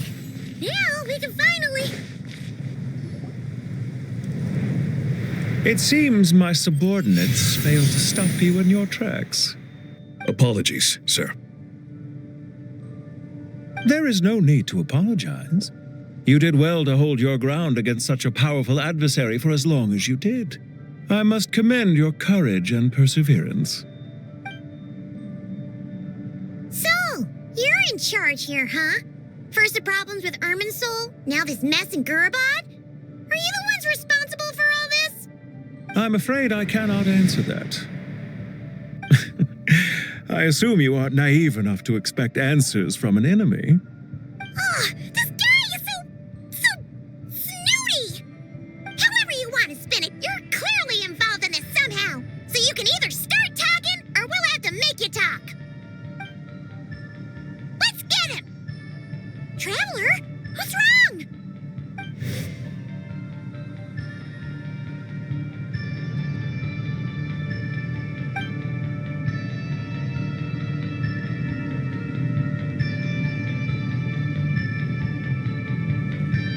You're remarkably calm.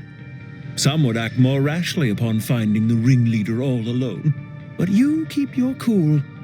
Even as your enemy, I must applaud you. Did you show yourself just to say that? Is this you trying to take back control of the conversation? Unfortunately, I really don't have anything to say to you. I am here merely to indulge my own curiosity.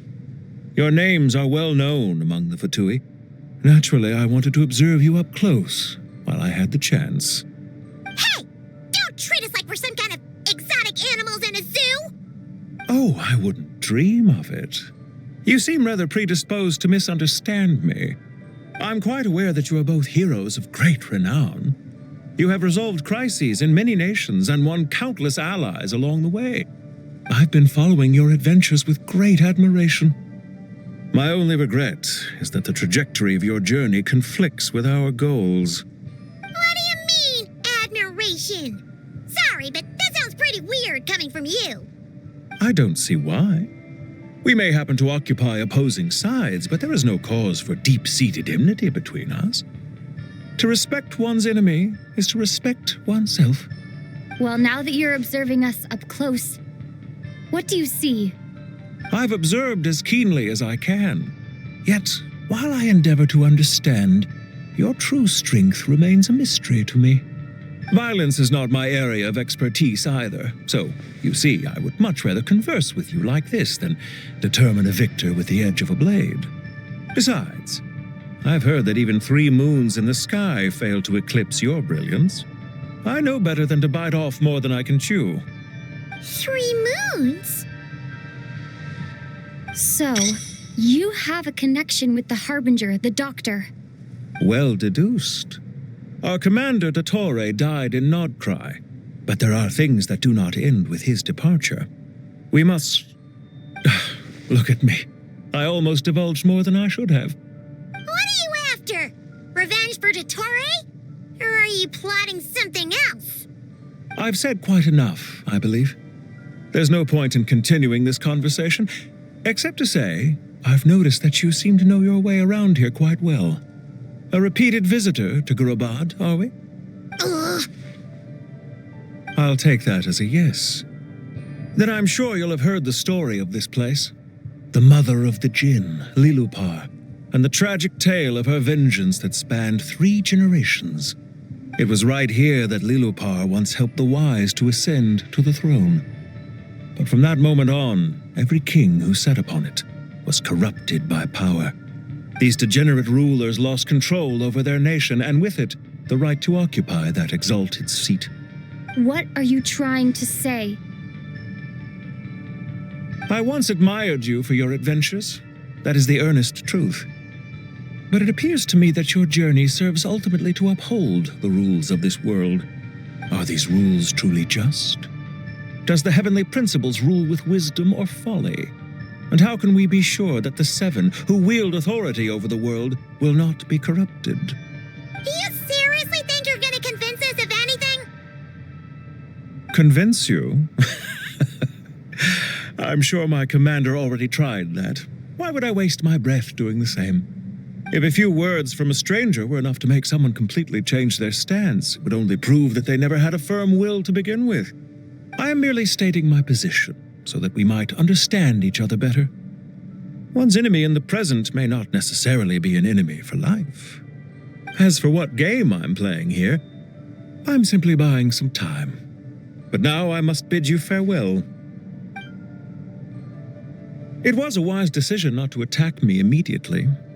Since you did not fall for my ambush, I will now have to ask those in hiding to reveal themselves. Leave this to us, sir. Very well. I trust you to do what is necessary. Stall her while I execute the next step of the plan. Sumeru City, Irminsul. Hey! Stop right there! Don't you dare leave without explaining yourself! All units, stop them! Protect the commander! Did you hear that? He mentioned Sumeru City and Irminsul! He definitely knows something! We can't let him get away! Get rid of these pesky soldiers, quick!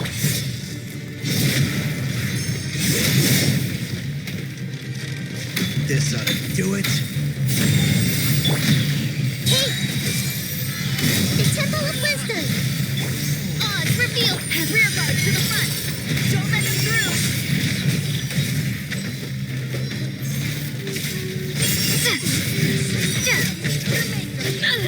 Time to ignite! Get that thing in position!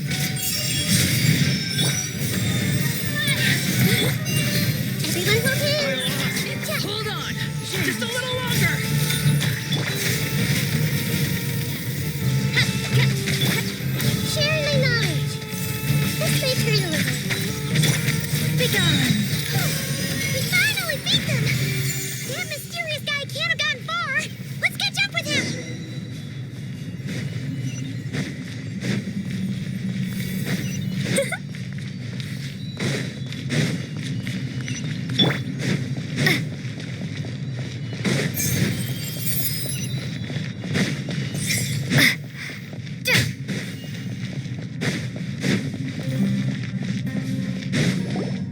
Found him! Over here! You're very persistent. Hey, you! Stop running and explain yourself! What are you trying to...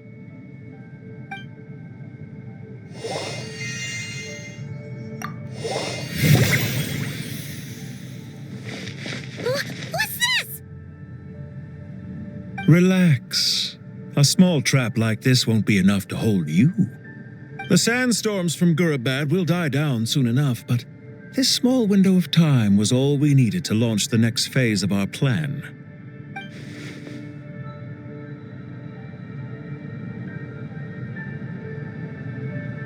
Don't be discouraged. I knew that someone would come here eventually, so I planned ahead. Where to chat with you, which door to exit from, even which mechanism to wait by for you. I thought through every detail. You, meanwhile, know nothing of who I am. So far, you've only heard my voice, and for all you know, it may not even be real. But not to worry. This is only our first meeting. It shan't be our last. Just answer me one last question. Why do you continue to follow Dottore? He has conducted countless cruel experiments, even on his subordinates. Follow isn't quite the right word. Let's just say even those you see as villains have their friends, even if they aren't the most sincere of friendships. When any set of rules is established, there will be those who benefit and those who lose out. People will do anything to justify what they have gained or escape from the hardship imposed upon them. Neither he nor I are tolerated by the rules of this world. We were both searching for a new order. Our ideas of the final form that should take may have differed, but our journeys took a shared path. Goodbye, traveler and Paimon. I wish you a timely escape, albeit not too soon. I will need a little more time to prepare, after all. Hey! Come back! Wait, this dark wall. We've seen these on our adventures before. It swallows people up. Oh, I'm sorry. She shouldn't have jumped the gun. Oh, okay. He may have fooled us this time, but we'll get it back.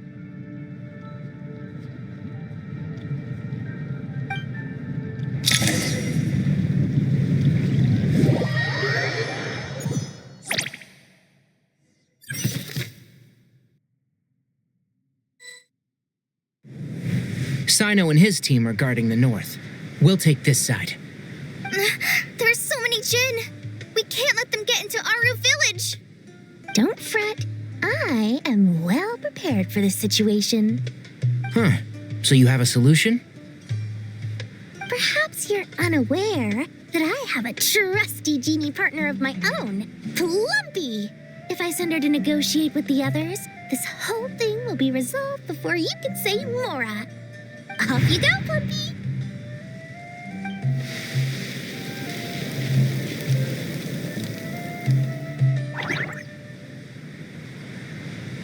Come on, what's the holdup? 5,000 Mora. 20,000 Mora.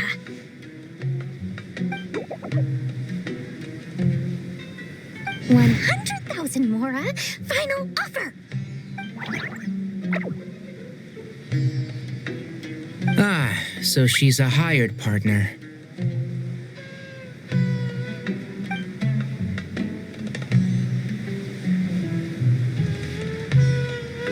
Hired partners are reliable too.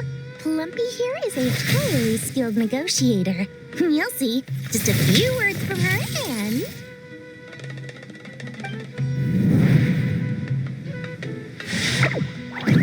Plumpy! Don't you Jin have any respect for the rules? This was supposed to be a negotiation! How dare you treat my messenger Wanna play rough? Two can play at that game.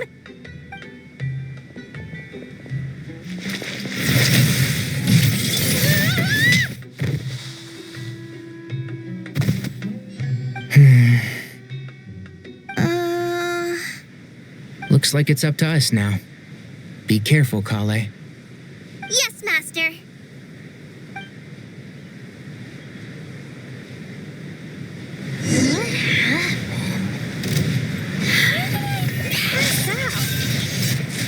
Never mind. Maybe it's time for revenge. You know, this reminds me of when you first arrived in Avidia Forest. You were trying to help a child retrieve a lost toy when you stumbled upon Spino Crocodile territory by mistake. Yeah, I remember. Our first time fighting side by side. Fighting side by side? I seem to recall swooping in to rescue you with a team of forest rangers. Please stop.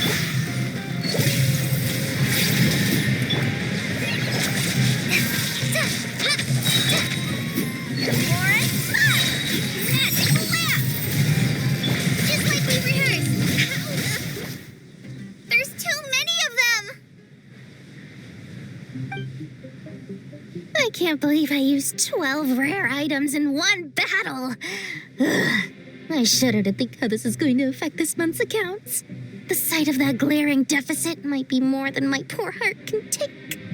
Tainari, how's the situation on your end? We held the line, though it was a close call. But it looks like they're preparing for another attack. Has something happened? They've breached our defenses in the south.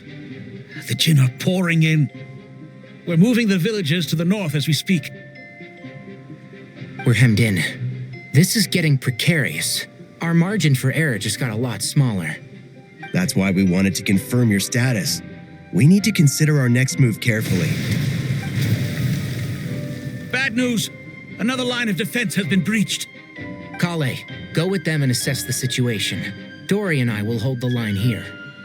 But Master, even with 3 of us, we barely managed to. This is not a discussion, Kale. Don't worry about us. She clearly still has plenty of tricks left up her sleeve.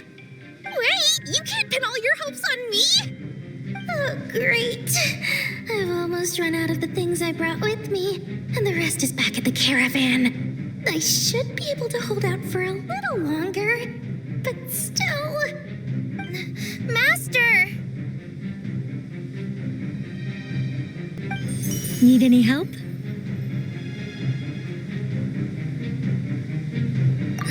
Huh? What is it, Kale? If things continue like this, it won't be long before Aru village is overrun by Jinn, and the sandstorms are sure to follow in their wake. I do have a plan, but I can't guarantee it will work. I don't care. Whoever you are, please just help us. The only one who can help is you. I am merely here to guide you along the correct path.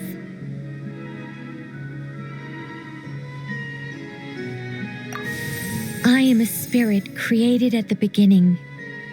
I am a flickering illusion. I am the shimmering light that flows from the eyes of the Creator. What do you mean? It doesn't matter. You don't need to understand it. Just repeat after me, one line at a time. Watch out! Jinn incoming! I am a spirit created at the beginning. Here goes nothing. I am a spirit created at the beginning.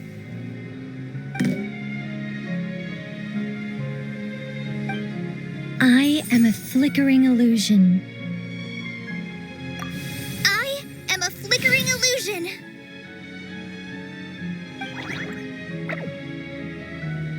What's wrong, Plumpy? I've never seen you so agitated before. But how do you... Do you know what Kale is reciting? I am the shimmering light that flows from the eyes of the Creator.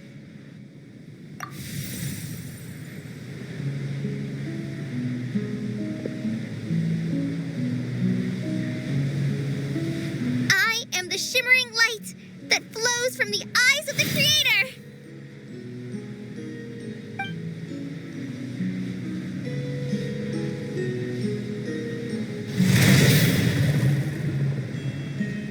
It's a song composed by the goddess of flowers, but very few records of it remain, even in historical texts. All we have is a few fragments. Is Kale an avid historian? Not to my knowledge. The Jinn have actually quieted down. Although, no, it's more than that. It looks like they're showing submission.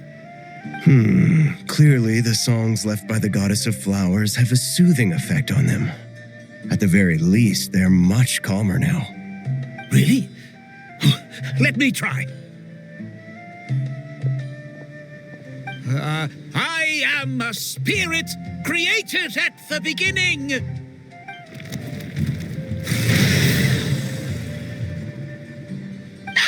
Stay away! I'll stop! I'll stop! It seems like the song only works when Kale recites it. But why? Kale.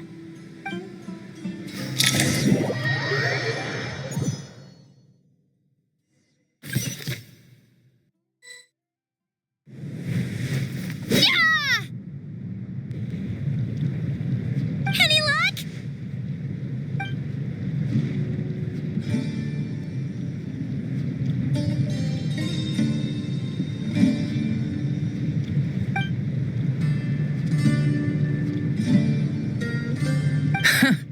When I heard that loud rumbling in the distance, I thought the shifting sands had bust open the gates to some ancient treasure vault. Turns out it was just you guys. Huh? Wait, that sounds like... It's been a long while. Did you miss me? Jet! Ben! Let's save the catching up for later. First, I gotta get you guys out of there. This should be the right mechanism. Ben, can you handle it?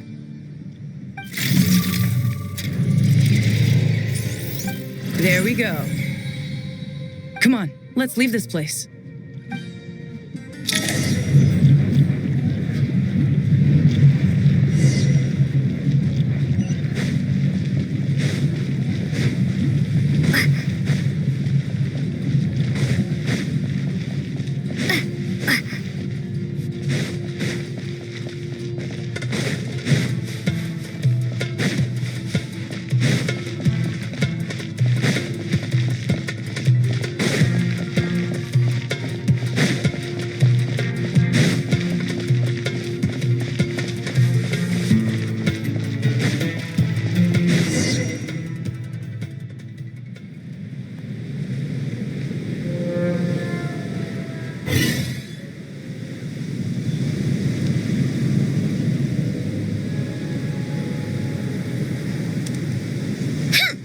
Fatui sure made themselves scarce. It's like they were never here. The Fatui? They came to the desert again? Yep. No idea what they're planning this time. They were being very coy about it. How have you been, Jet? Well, since we last met, I've started my own band of mercs. We've actually made quite a name for ourselves. Oh, yeah. On a slightly different note, I have some good news. I finally took care of Masaira. Not much to write home about. It was just another day. Found his hideout. Dragged him out of his cozy little bed. He tried to talk me into seeing his point of view, as usual. But I'm way past that by now. There was nothing he could say to save his life. What about you guys? Bet you'd forgotten all about me and Ben, huh? Of course not! We're super duper best friends! Wow. Sounds like I should make time to visit some other nations too. Anyway, what brings you to Gurabat? Oh, right. Paimon almost forgot. We're here to look for Lilupar. That bottle? Seriously? Yeah! We need her power to calm the Jinn and stop the sandstorms. Here's hoping we actually manage to find her, after all the trouble we've been through. Surely, with everything's been going on in Gurubad, she must have woken up, right? Only one way to find out.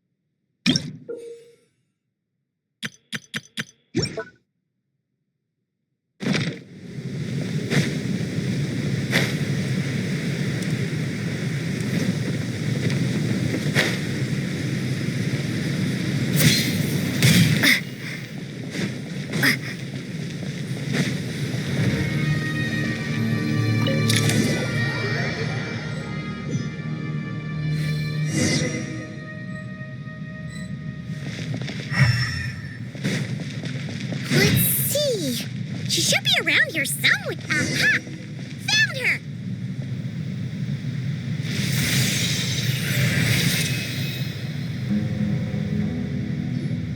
Lilupar! What a long dream that was. It's been a while, my master. Oh, and you're here too, little wildcat. The four of us back together again. Imagine that.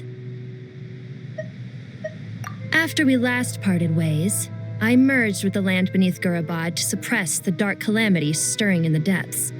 It rekindled the flame of vengeance within the Jinn, depriving Gurubad of any hope of peace. I fought against it for a long, long time, until one day I sensed a change in a foreign land to the west. Suddenly, the pitch-black abyss fell silent.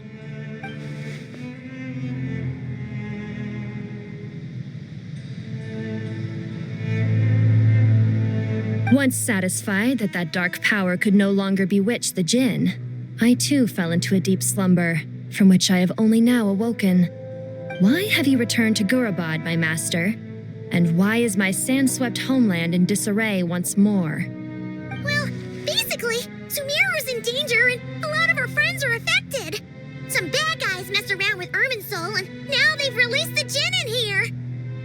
We managed to chase off the culprits, but we have no idea how to seal this place back up and stop the sandstorms. Child's play. I shall quell the Jinn and scatter the storms. Thank you, Lilupar. No need to thank me, my master. I have granted many wishes in my time, and this was the most trivial of them all.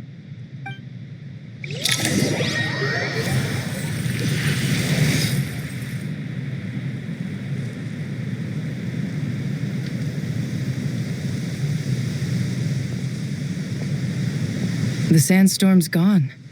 The sun shines bright again. When I said that we'd meet again under a lovelier sun, this was exactly how I imagined it. Yay! Although honestly, Paimon would love to hang out with you more, even if the weather sucked. Well, there shouldn't be any more Jinn breaking out, right? Are we okay to head back?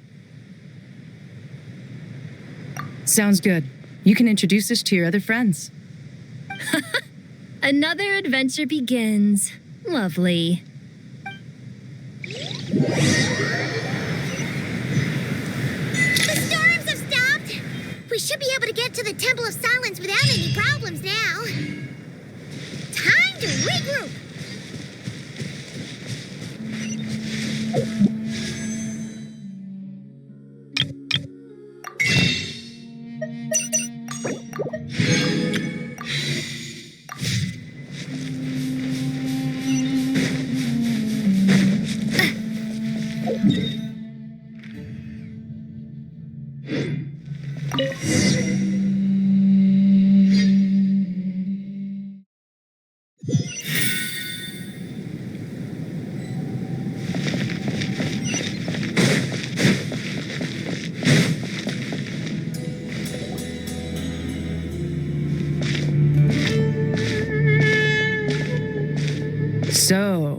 This is the Temple of Silence.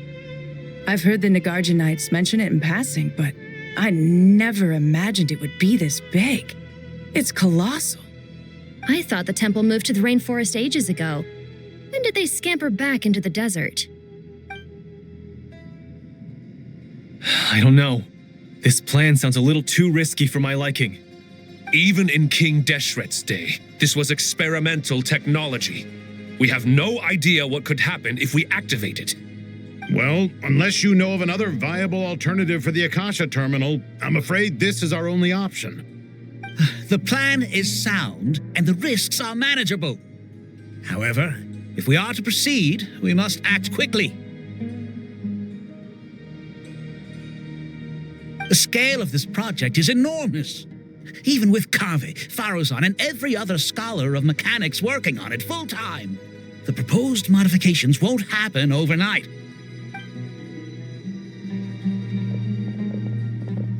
You're back. Everything all right? And who are they? Friends of yours? Pretty much everyone in the Temple of Silence is.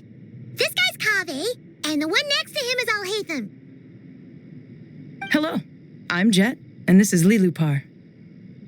Oh, a famous name from the history books. Pleased to meet you. A friend of a friend is a friend of mine, as they say. Who's they? Huh? Do people not say that? Not in the desert. Friends you can trust, but friends of friends? Gotta keep an eye on them. Still, I do trust the Traveler's judgment. I'm sure you're good people. The sandstorms have calmed down. I take it the Gurabad problem is resolved? What did you find?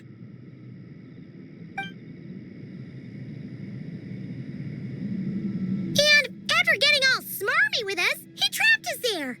Luckily, Jet used the mechanism outside to free us, and then we got Lilupar to put a stop to the chaos. Wow. Thanks for being there to help them.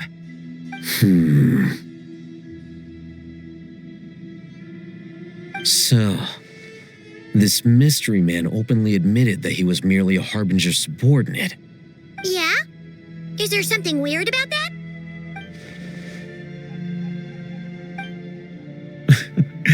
I assume you aren't naive enough to expect answers from an enemy. Well deduced. Our commander, Dottore, died in Nordkrai.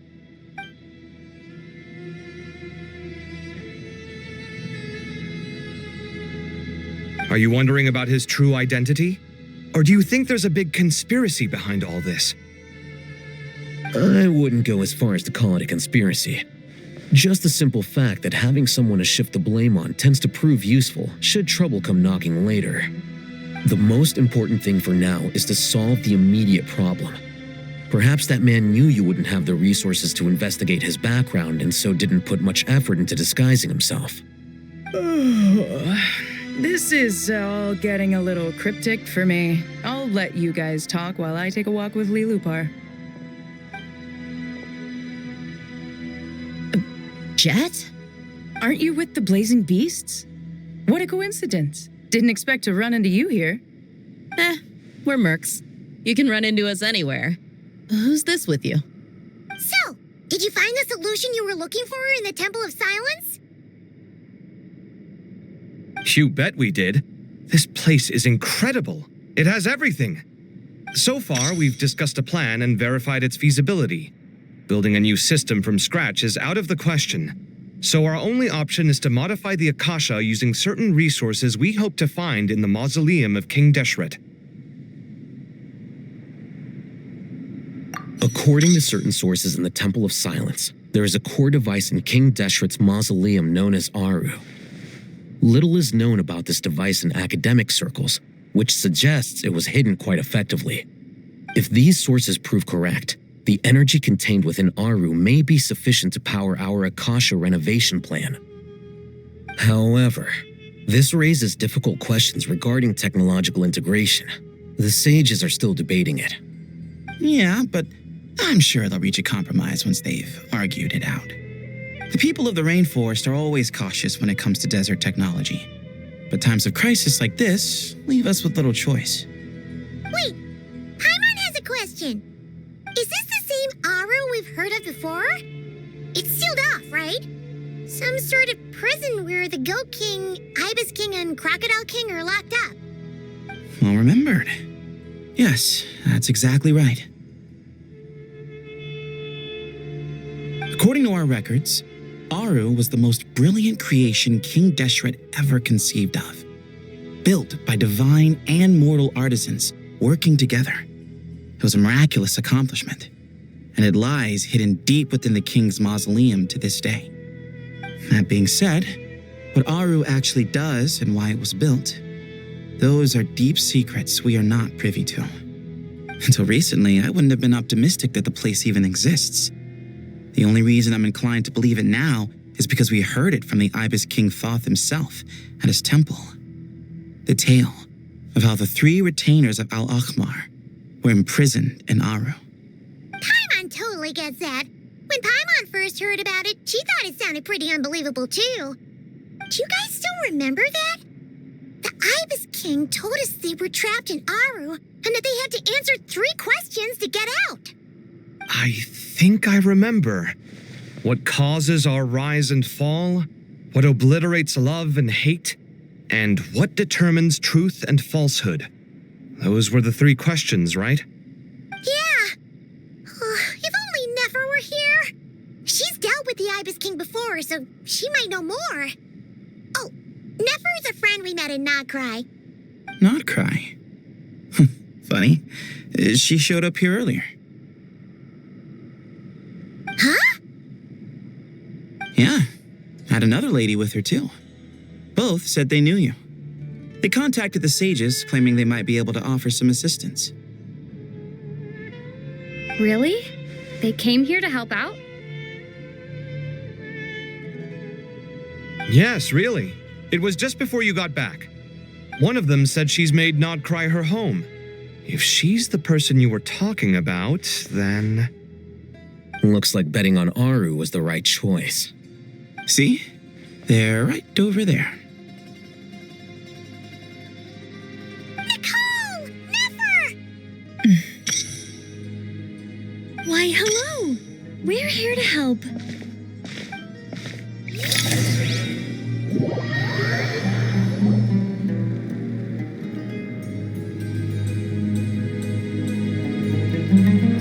It's a good thing we left early. We almost got locked out. Locked out? What do you mean? Oh, you haven't heard? An invisible barrier has appeared around Sumeru's borders, cutting off all travel in and out. No one can leave and no one can enter. Sumeru has become a lonely island. Are the Fatui behind this too? Actually, no. This has nothing to do with them.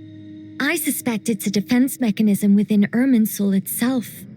Irminsul is the source of Tevat's ley lines, after all, and Sumeru is the nation closest to it.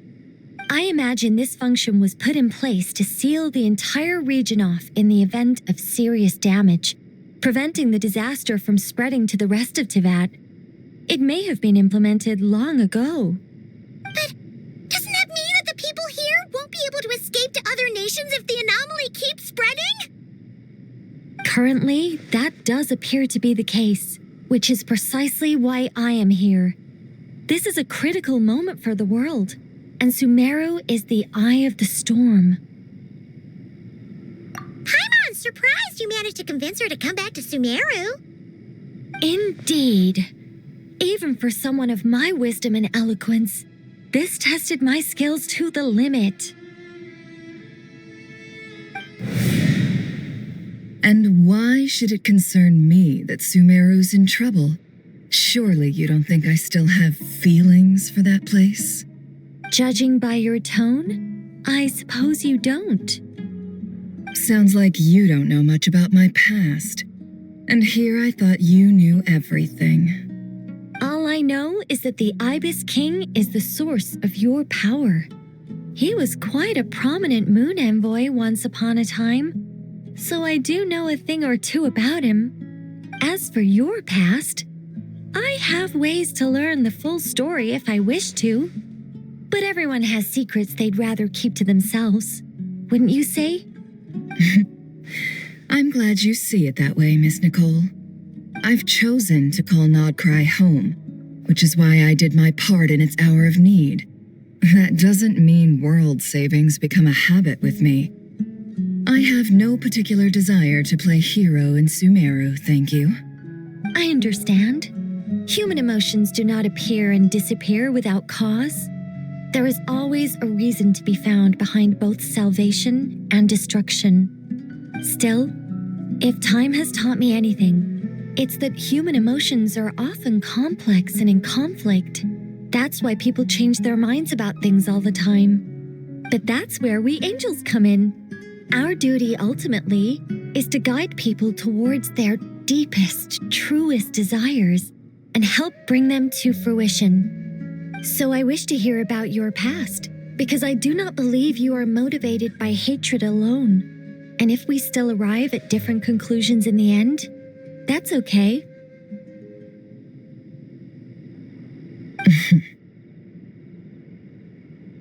I refuse. Wait, what? But I set the atmosphere and everything. Isn't this supposed to be the moment when we finally open up to one another? Is it? Maybe I'm not so good at reading the atmosphere. You're right, Nicole. There's more to me than just hatred. Had it consumed me, I'd be left stuck in the past forever, never living in the present. But I don't think that your guidance can change my mind. The all-consuming sands, the bloodshed, both deserved and undeserved. Those old emotions cling to me like a shadow. Do you wish to shake them off? No. I hope to remember them forever. Those emotions and memories shaped me into the person I am today. They'll always be a part of me. In that case, would you like to hear my perspective, at least? Sure. It's not every day you get to hear an angel's opinion. A long, long time ago, when the angels still walked freely upon the earth, I found life tedious. Monotonous work, lukewarm relationships. Things weren't nearly as interesting as they are now. And yet, since the angels' demise, I have found myself missing those days on more than one occasion. Human emotions are often attached to a person, a place, or an object. When those things are gone, the memories quickly fade, and the emotions slip away along with them. If Sumeru were destroyed, both rainforest and desert would be no more. With the object of your hatred wiped from existence, it would not take long for the memories buried deep in your heart to slowly fade. Both love and hate are intense emotions, but they are nothing compared to the void left behind when they disappear. Most sophisticated, Miss Nicole. But anyone focused on the future could only ever applaud the destruction of the things they hate. Still, I'm a special case. Someone once told me that human memory is more selective than a Mora-hungry merchant choosing between customers.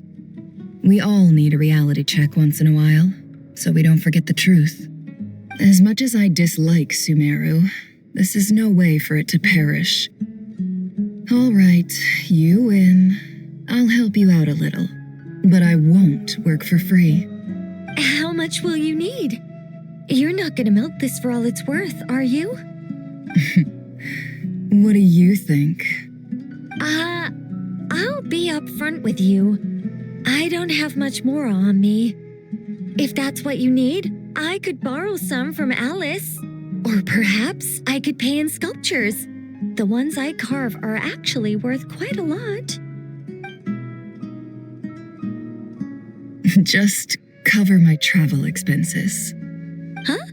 Is that all? That's all.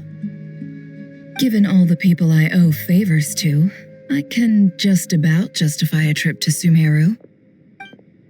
Yehoda! Here, boss! What do you need? I'm going back to Sumeru for a while. While I'm away, you'll be in charge of the curatorium. Me? I'm in charge? Whoa. Don't worry, boss. You can count on me.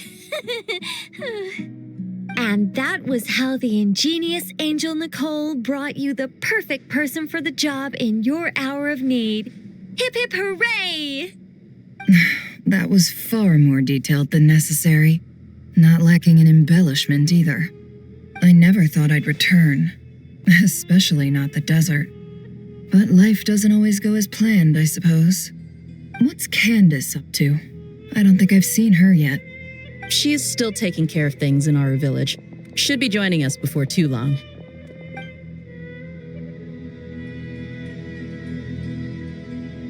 Oh, and sorry. Hope we're not interrupting anything. We have some good news, though. We're planning to go to the mausoleum of King Deshret to look for the legendary Aru, then use it to try and restore the Akasha system.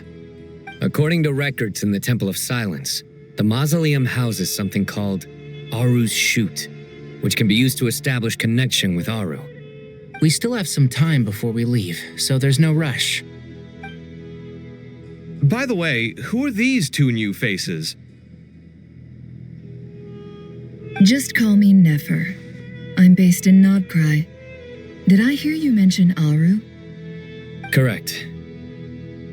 Well, I happen to have a connection with one of the 3 retainers imprisoned inside, the Ibis King. I'm here to get things done, so if you don't mind, I think I should come with you. That sounds perfect. Miss Nefer, are you from the desert by any chance? Why do you ask? I don't know. There's a familiar air about you. Plus, you mentioned Candace. Sorry, I don't mean to pry. It was just a random thought. I'm Dia, an eremite mercenary. My work usually keeps me out in the desert. I'm on good terms with Dory, and she's mentioned you all before. It's nice to finally put faces to the names. However, my associate here is probably less well acquainted with you. Why don't you all introduce yourselves? Actually, I'm a little better acquainted than you might think.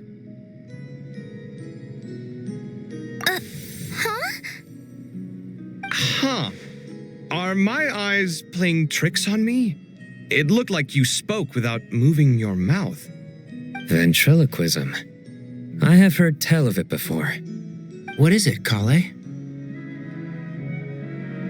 It's you! You're the voice who's been speaking in my head, aren't you? You encouraged me to report my dreams to the Dendro Archon, and got me to recite that magic prayer. I have many titles, but let's go with the most pertinent one. I am Nicole Rain, an angel who has lived since ancient times. An angel? Sounds like a big deal, but, what exactly is an angel? Oh, Well, we're a rather long-living race of beings. Not gods, technically, but we can still tell you a lot of stories from ancient history. Yep, and she's also an amazing sculptor. You could say she's a real creative type. Well, ma'am, if both the Traveler and Paimon give you rave reviews, you must be pretty impressive. Oh, please don't call me ma'am. I find it so awkward when people get too formal with me. Just relax and be yourselves. No need to be nervous. Miss Nicole, if it's okay, could I ask you a few questions? Yes, you may. I can see your heart is filled with confusion, and you are desperate for answers.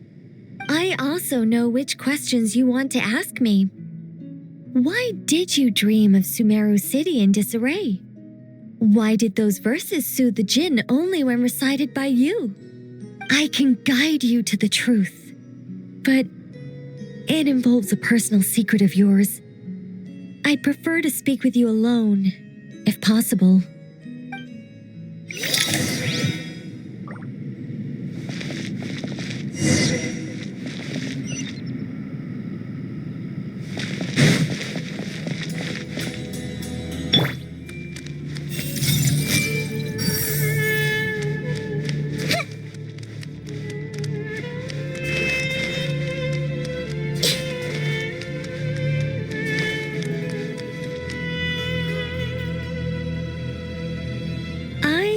We were going to speak alone. This is a lot more people than I was expecting. What's wrong with it? Even the doctors at Dar al-Shifa allow patients to be accompanied by family members. Well, if Kale doesn't mind her secret being revealed, I have no problem with it. Thanks for being so considerate, Miss Nicole. I don't know what secret you mean, but whatever it is, there's no need for me to hide it from my closest friends. Closest friends? It's so nice to hear that. All right. In that case, I'll get right to it. Kale, are you aware that there are god remains inside your body? I am. When I was young, I got sick with Elazar. Nothing could cure it. The Fatui convinced my mom and dad that they could help, and I was sent to an unfamiliar place. There were a lot of other kids just like me there. This creepy guy injected us with some strange medicine, which I heard contained god remains. I can still remember the pain like it was yesterday. But thanks to the friends who've stuck by me all this time, I've gradually been able to overcome those memories. Anyway, so you're saying that what happened to me has something to do with the god remains they injected me with? Yes. Those were the remains of Nabu Malikata, the goddess of flowers. What? Fascinating. You don't seem surprised like the rest of us. Why? The possibility crossed my mind when Kale recited the Goddess of Flowers song and calmed the Jinn. You made Paimon jump! What are you doing here, Lilupar? I was merely passing through when I heard the name of the Goddess of Flowers. Be assured that I share your surprise. You, with the hat. Are you certain? I sense no trace of the Lord of Flowers within her. Well, it is a very small fragment. Unless special methods are used to manifest its power, even her closest acquaintances would find it near impossible to detect. After the goddess passed away, her remains were scattered across the desert. King Deshret gathered all the pieces he could find and buried them in the eternal oasis. But some fragments remained unaccounted for. Eventually, the Fatui must have found a way to track some of them down. Presumably for use in some experiment. It's not an uncommon occurrence. You're more shaken than I thought. In one sense, you've been extraordinarily lucky. So many people who yearn for this kind of power never attain it, yet you have coexisted with her all this time without even realizing it. I don't know what to say. I'm glad that I could help everyone with this power, really. But knowing that a fragment of the Goddess of Flowers is inside my body is... it's a strange feeling. Well, people value their autonomy very highly. Even a well-intentioned intruder can shake one's sense of self. I understand how you feel, Kale. But once you get used to it, you'll find it's nothing to be concerned about. I guess you, of all people, have a good reason to speak on this. 2 good reasons, in fact. Incidentally, 3 is the maximum number of Hermanubis' Ba fragments that I could bear. Let me guess. Because 2's company, but 3's a crowd? Thanks for helping to explain the joke, Tainari. Not my intention. Goddess preserve me. I should take my leave. This boy in his wolf's head hat speaks much too differently from the Hermanubis I remember.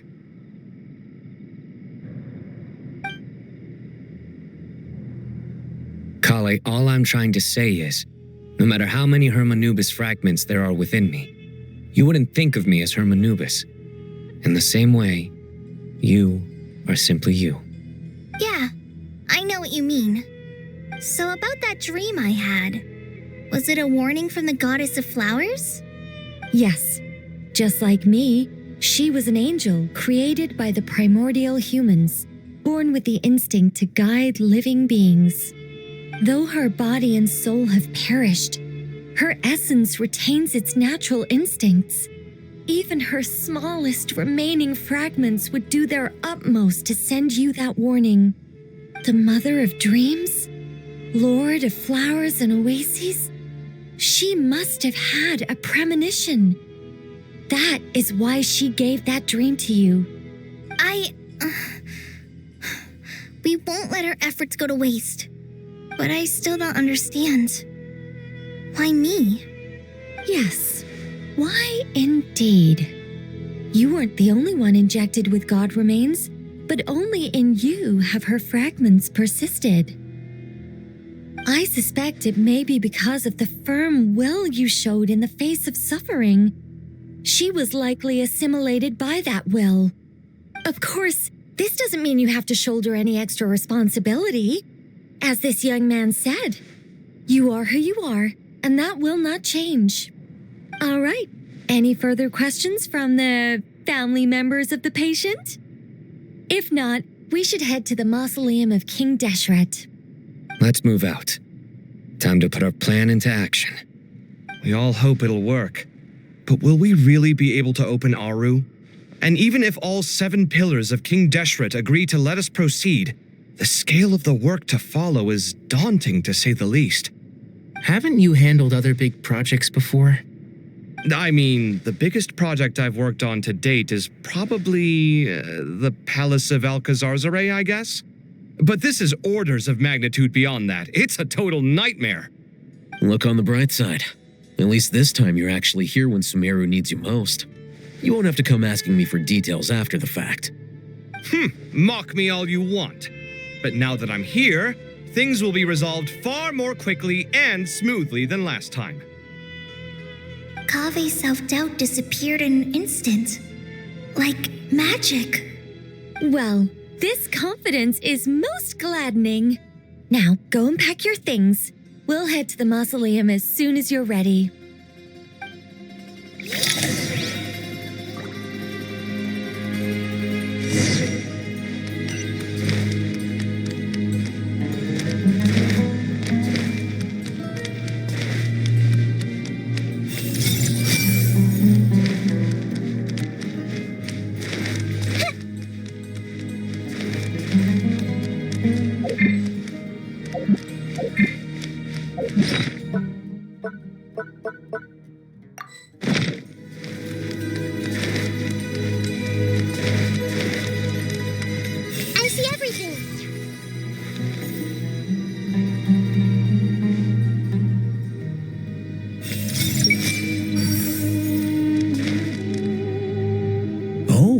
Miss Nicole, I heard you're a very talented sculptor. Is that true?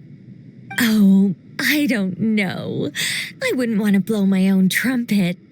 Honestly, even though Kasharawar is best known for its focus on mechanics, plenty of Kasharawar scholars are quite serious about sculpting as a hobby. So if they rate your work, that's enough for us. We just have to take a look. Who's we? Myself and a few other scholars. Kashif, Daneshvar, come take a look. Oh, well, if you insist, I suppose there's no harm in showing you.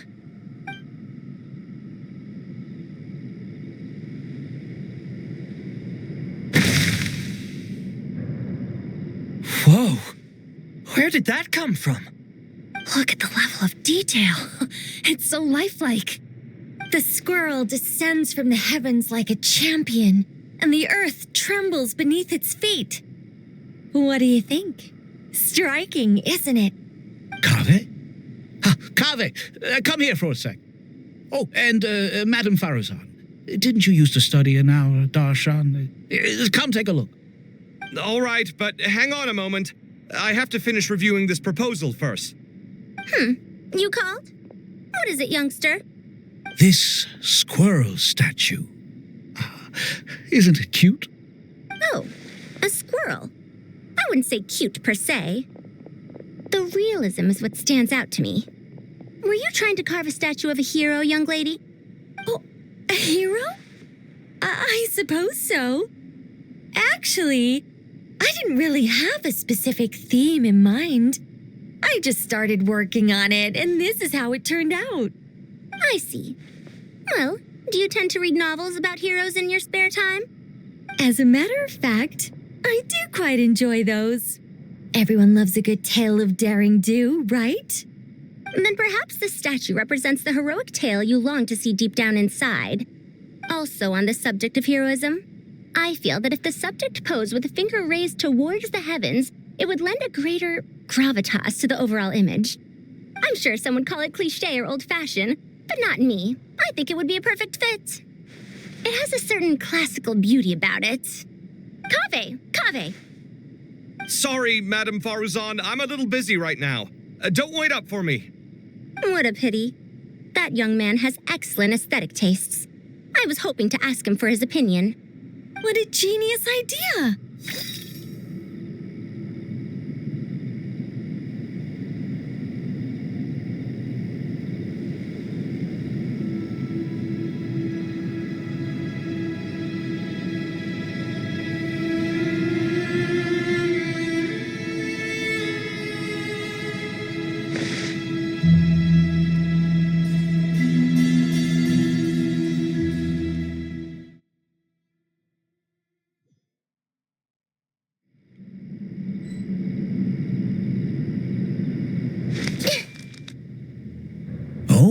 Miss Nicole, I heard you're a very talented sculptor. Is that true? Oh, I don't know. I wouldn't want to blow my own trumpet. Honestly, even though Kasharawar is best known for its focus on mechanics, plenty of Kasharawar scholars are quite serious about sculpting as a hobby. So if they rate your work, that's enough for us. We just have to take a look. Who's we? Myself and a few other scholars. Kashif, Daneshvar, come take a look. Oh, well, if you insist, I suppose there's no harm in showing you.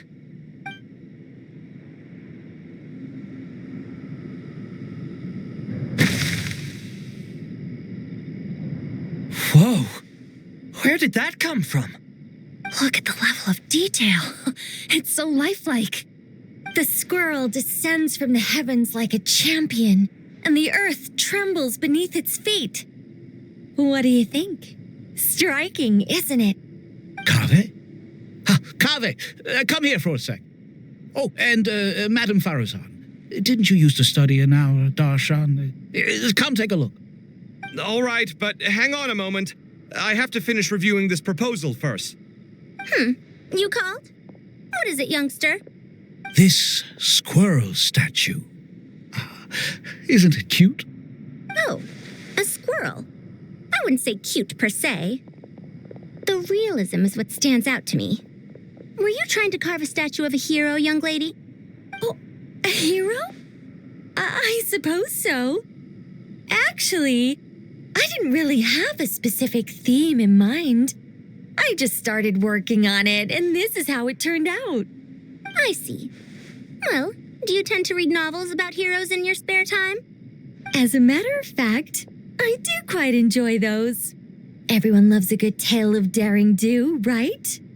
Then perhaps the statue represents the heroic tale you long to see deep down inside. Also on the subject of heroism, I feel that if the subject posed with a finger raised towards the heavens, it would lend a greater gravitas to the overall image. I'm sure some would call it cliché or old-fashioned, but not me. I think it would be a perfect fit. It has a certain classical beauty about it. Kaveh! Sorry, Madame Faruzan, I'm a little busy right now. Don't wait up for me. What a pity. That young man has excellent aesthetic tastes. I was hoping to ask him for his opinion. What a genius idea! Why didn't I think of that? Classical beauty is a great direction to explore. That's it. Once I get back, I'm going to sculpt a heroic squirrel pointing its finger towards the sky. Precisely.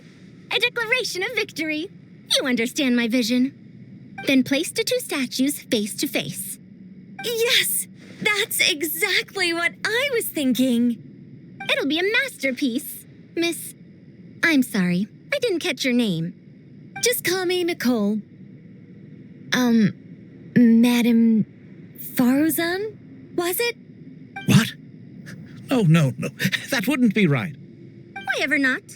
Madam is a state of mind cultivated from within. Anyone may call me Madam if they so desire. My dear Miss Nicole, once we make it through these trying times, should we have the pleasure of meeting again, I shall look forward to seeing your new work. In this day of age, it's rare to find people with an appreciation for classical aesthetics. Meeting you was truly a pleasant surprise. Honestly, I feel the same way. It's been a long time since I met anyone interested in this style of statue. Clearly, they don't call you Madam for nothing.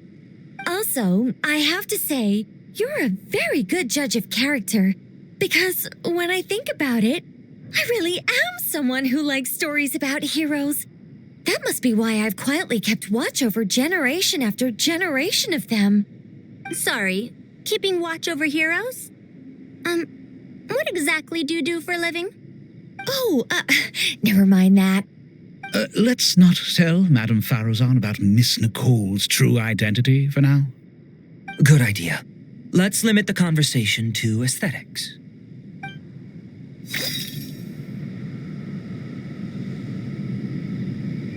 Everyone hold hands!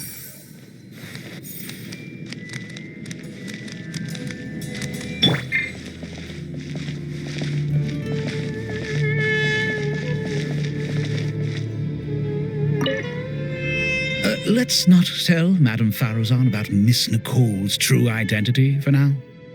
Good idea. Let's limit the conversation to aesthetics.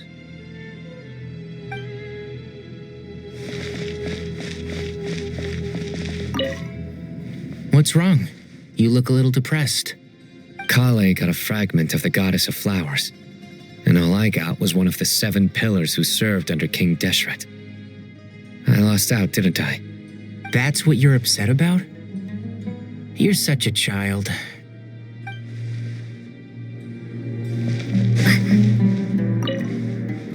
Oh, so many books.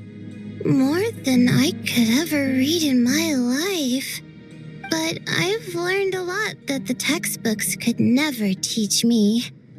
I never realized that people in the distant past thought about some of the same questions we ponder today.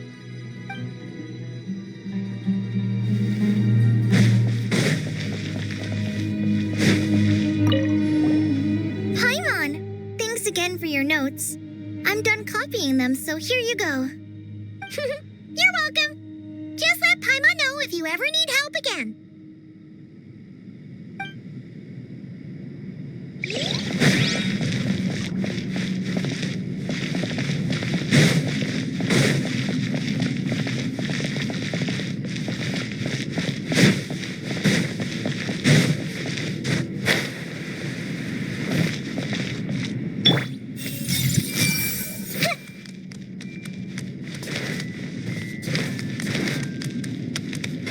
Good to finally meet you in the flesh.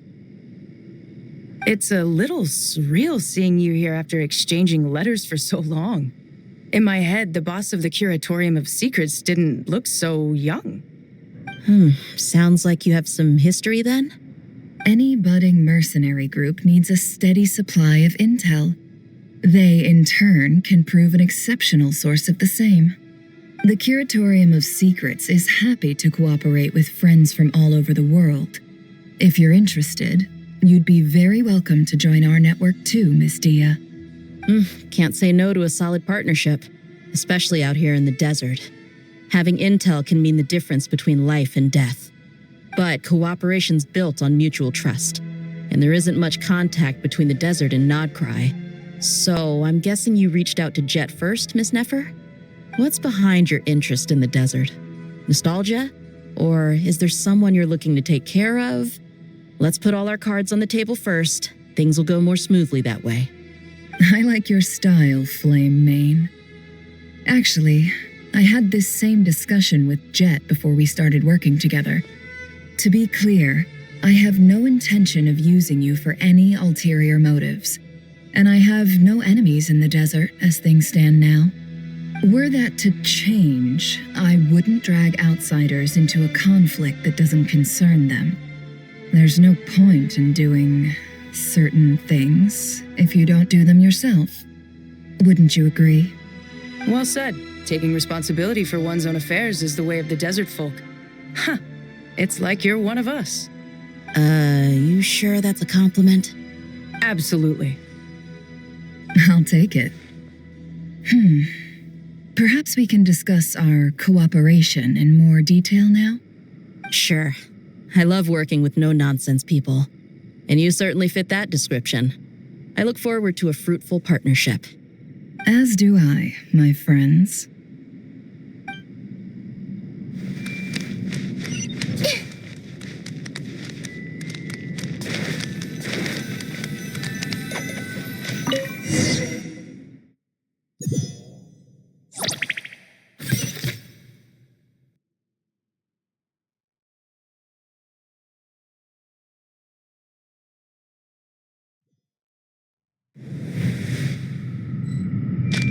I hope everyone's ready. We'll be arriving at our destination very shortly.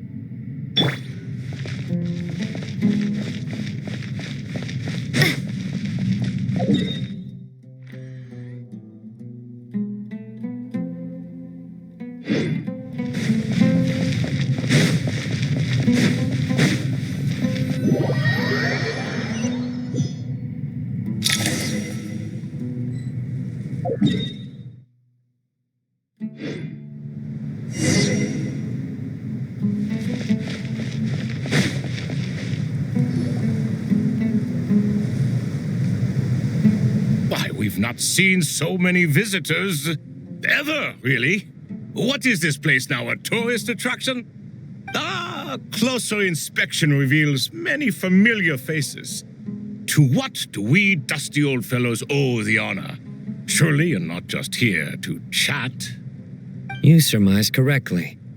We are here to carry out a rather enormous project. Oh, enormous, you say? How large, then? Larger than the gaping void in our lives? Why, you've even put a smile on Goatee and Crocco's faces. All this activity is making for quite the special day.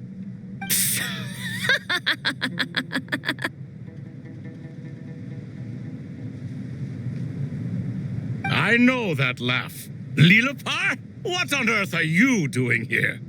Oh, this is hilarious. Turns out good things really do come to those who wait, as long as you stay alive long enough. When did you three get locked up in here?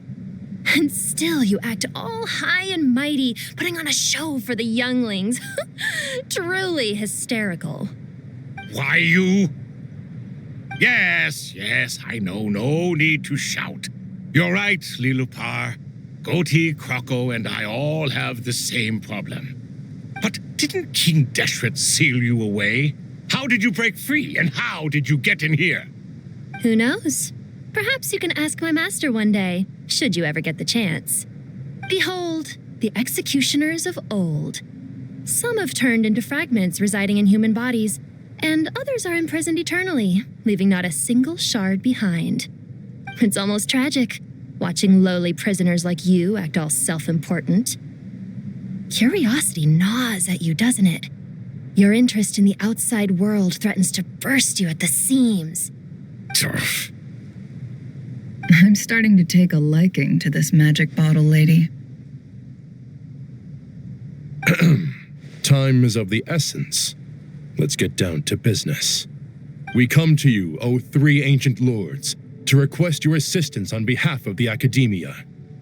If we can help you regain your freedom, then please consider lending us your aid.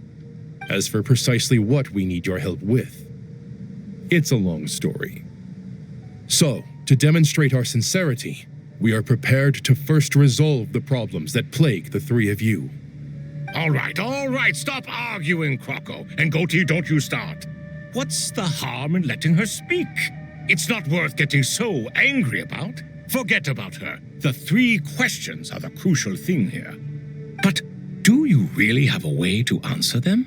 You once answered the final question, Nefer, but the seal did not open. Unless, with the passage of time, you have found a new answer? You could say so. When you first asked me what determines truth and falsehood, my answer was a liar's soul. Liars are the best at seeing through the falsehoods of the world. But if you want them to tell you the truth, you have to reach their soul. I think that makes sense. I found it quite compelling myself, and I told Nefer so. Unfortunately, it brought us no closer to liberation. Well, that's simply because it was my answer, not the one King Deshret was looking for. Can you guess which answer Al-Ahmar wanted then? Time. And that's not only the answer to the final question, it's the answer to all 3 of them. All things wax and wane with the passage of time. Love and hate eventually fade into nothing. Current affairs are always fraught with conflict and controversy. Only time can distinguish between right and wrong. You once described King Deshret as a proud man. I'd say that the prouder someone is, the more inclined they are to believe that only time is qualified to be their judge. Time. Well. Indeed, perhaps in building Aru, our king was in fact attempting to reverse time, to bring love and hate, right and wrong, the rise and fall of all things back to their point of origin.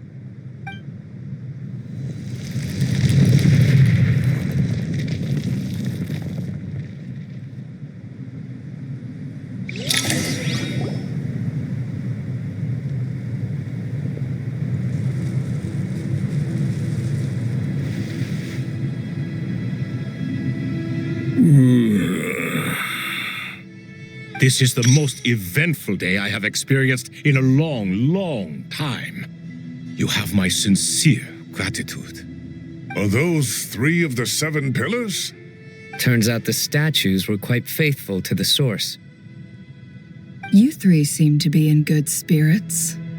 Prison can help a person grow and learn to cherish what they have.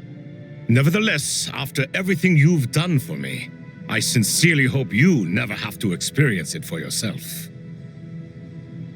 Hello, Nefer. It's good to see you, Thoth the Ibis King. Nice. Definitely puts my mind at ease, seeing you 2 getting along so well. Should we maybe introduce ourselves, or... Sure. I'm Sethos, the current leader of the Temple of Silence. This is General Mahamatra Sino, and this is the former Spantamad sage Cyrus. But I'm guessing none of that means a whole lot to you. Everything is equally new to us, in truth. We've been gone from this mortal world for longer than you can imagine. Let's hold off on the introductions for now. We can always ask Nefer about you later. It'll give me something to talk about with my chosen disciple. You're like a helpless parrot. Gods and people of yore are not necessarily welcome in today's world. Self-awareness is one of my finest qualities. I thought I ought to share its fruits with you 2. Is that so? Well, I think we'll take it in stride, just as we did with the 3 questions. Let's not forget, it was my persistence that won you both your freedom. Fair point. I have to applaud your persistence. And I must praise you for your wisdom. Now, state your wishes, young ones. I'm sorry? Why, your tremendous accomplishments deserve a reward, do they not? You must let us do something for you in return. General Mahamatra, what do you think? I won't beat around the bush. Sumeru is facing a crisis the likes of which have never been seen before, and we need your help. Every calamity throughout the ages has been connected to us in one way or another, whether we were its cause or consequence. Whatever is wrong with Irminsul, it severely affected the Dendro Archon. She fell into a coma and is currently receiving treatment from the Dendro Dragon. The Dendro Dragon? I'm sorry, the Dendro Dragon is helping to heal the Dendro Archon? Not a pep, surely. Not vicious, cruel a pep who possesses no virtues aside from her basic instincts. Ah, good heavens. I shudder to think what could have caused Lesser Lord Kusanali to suffer such a plight. Still, why would the Dendro Dragon lend you her aid? She has always held nothing but contempt for the Archons. I suppose she and Kusanali must have some history.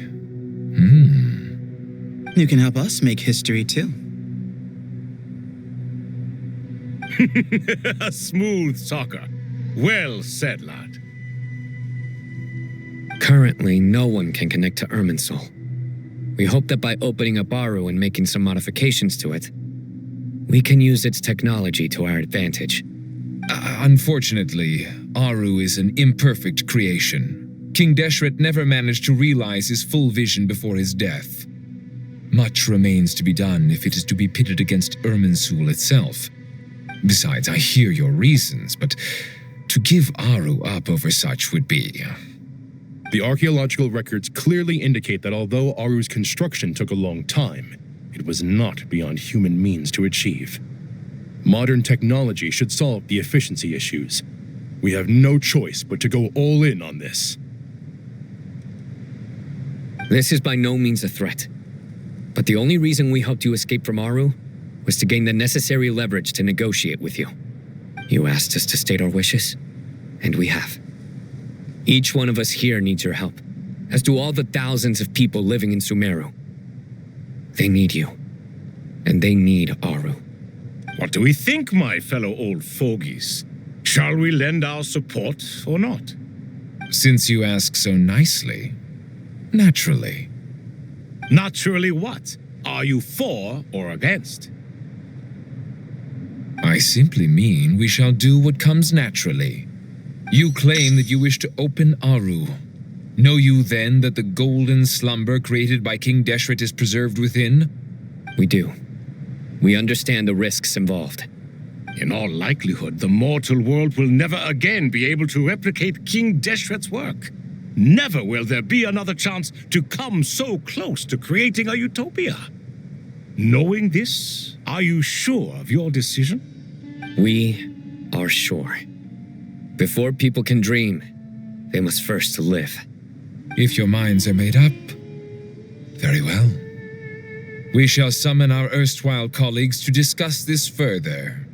Saint Shezepank, Saint Bennu, once you surrendered to silence and were buried with King Deshret. But now, we invoke the right to awaken you with our voices.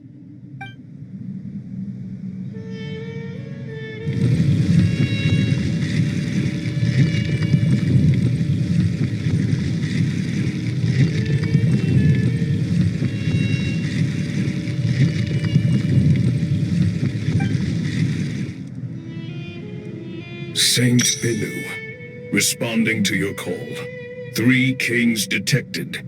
Initiating autonomous will. Saint Shezepank, responding to your call. 3 kings detected. Initiating autonomous will. Ah, Lord Herreshoff.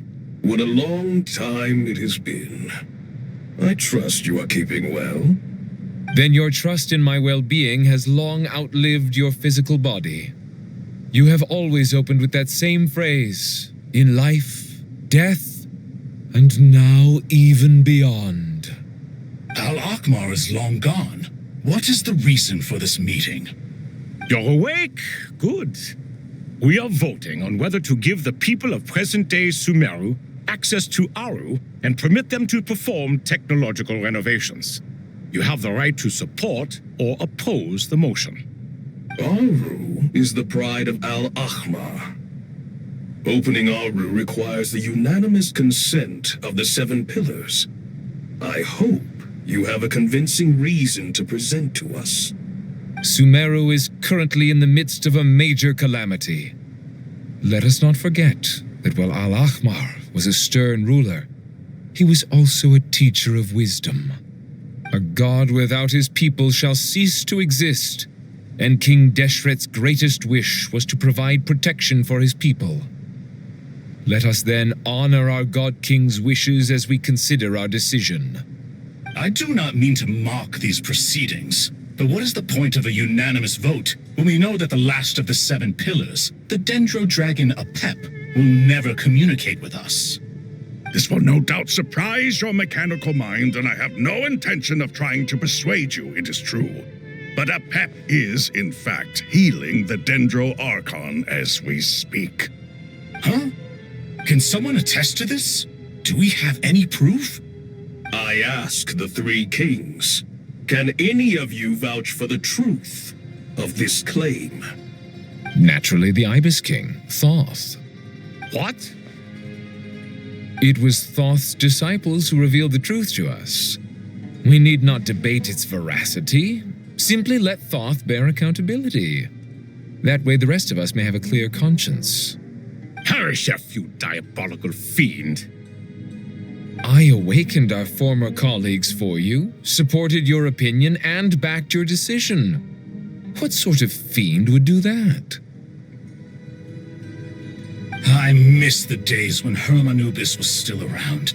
At times like this, he would offer to take accountability. What are you trying to say? Is my word worth less to you than Hermanubis's? Hypocrite though you are, Lord Thoth, you are humorous in equal measure. How could we bear not to associate with a character such as you? I, Saint Shezpank, approve the Goat King's proposal. Since King Deshret is no more, we shall receive no reprimand for acting beyond our remit. Nevertheless, I sincerely hope that those before us understand the significance of what they intend to do. Remember, the moment that Aru is liberated, the myriad souls residing within the Golden Slumber will return to the ley lines. And once the ley lines flow again, these souls shall in turn be received by Irminsul. To take this step is to bring the perfect afterlife created by our king to a permanent end. We understand that well, and we have decided to proceed regardless. Furthermore, the contemporary human perspective would contend that confining souls in this way is no act of benevolence. The deceased have a right to rest in peace. King Deshret's creation is clearly a place of rest and peace. It is just that many do not see it this way. But no matter. Saint Binu approves. Hermanubis' representative and the Dendro Dragon Apep made their choice ahead of time, while the Goat King, Ibis King, and Crocodile King have also granted permission to liberate Aru.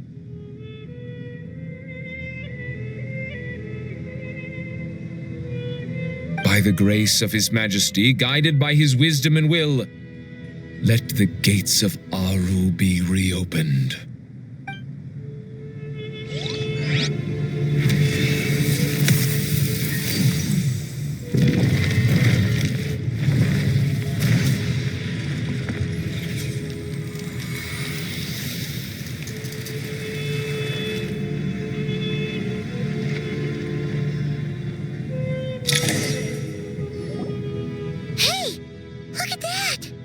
What's this? Are we under attack?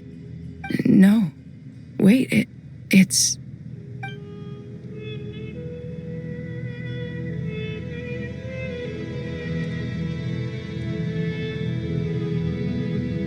Here you are. Through the sands of time. I see you. Father. Father, is it really you? It's Jet's father, Jibriel! That's right! He entered the Golden Slumber, didn't he? I I smell blood and sand on you. You've grown, strong as a wild beast, and without shedding a tear. You have to leave, don't you? Please, just answer me this. What should I do for you? This meeting is a blessing from the gods. My soul, once imprisoned along with that of Samael, is finally free. I am truly grateful for the chance to see you again. That the dead should meet the living is itself a miracle. One brief, precious moment is enough. Enough to set my heart at ease. Do not weep for me, Jet. I know you will accomplish many great things in your life. You will go further and climb higher than I ever did. All I ask is that you take good care of yourself.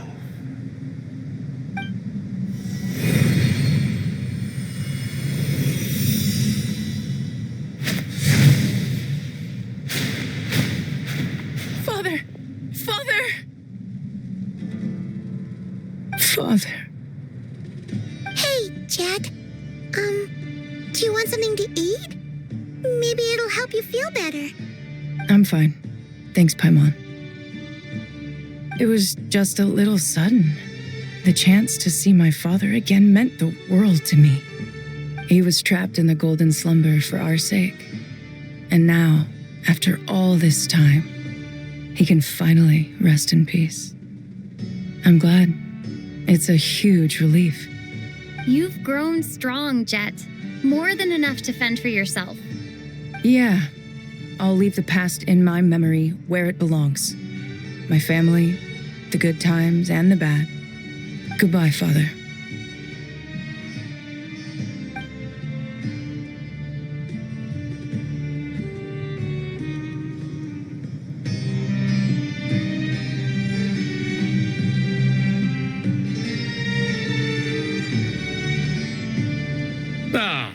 What a touching reunion that was. It seems we did a good deed today. We three retainers, once imprisoned for our iniquity, are surely the least qualified to judge whether this deed is good or bad. Either way, Aru is open. Now you have your opportunity, and with it, whatever trouble may ensue. Although Aru was created by a god, human craftsmanship was nevertheless required to build the gate that connects it to this world. Perhaps the relationship between gods and humanity follows a similar principle. As for your proposed renovations, we cannot determine which functions to keep or discard. Proceed as you see fit, but please entrust the task to your most accomplished scholars, or Bennu will be most displeased. It matters not. The Ibis King shall be accountable if any problems arise. Ibis, you chose to take on disciples, and so it follows that you must accept the risks of associating with humans. If I'd known you'd be like this, I would have locked all of you away in Aru, never to leave again for all eternity. All of us? What does this have to do with me? Vilify me no further. Scholars, since you have liberated Aru, allow me to present you with a gift. Using Aru's power, we shall install a defense mechanism at our king's mausoleum. You must be guarded even against Irminsul itself. This shall afford you some convenience. Unseen and unheard. From this moment forth, none may by sight or hearing perceive anything said or done within the mausoleum. Amazing. And all this is achieved just with the power of Aru? With technology from the heavens, the possibilities are endless. Just because King Deshret did not use it for this purpose does not mean that it cannot be done. So, marvel away. This is the reward you have earned. All right. Well, that resolves the issue of confidentiality. What about the technical side? Do we have the manpower? Why, yes. I've already contacted them. They'll be here soon.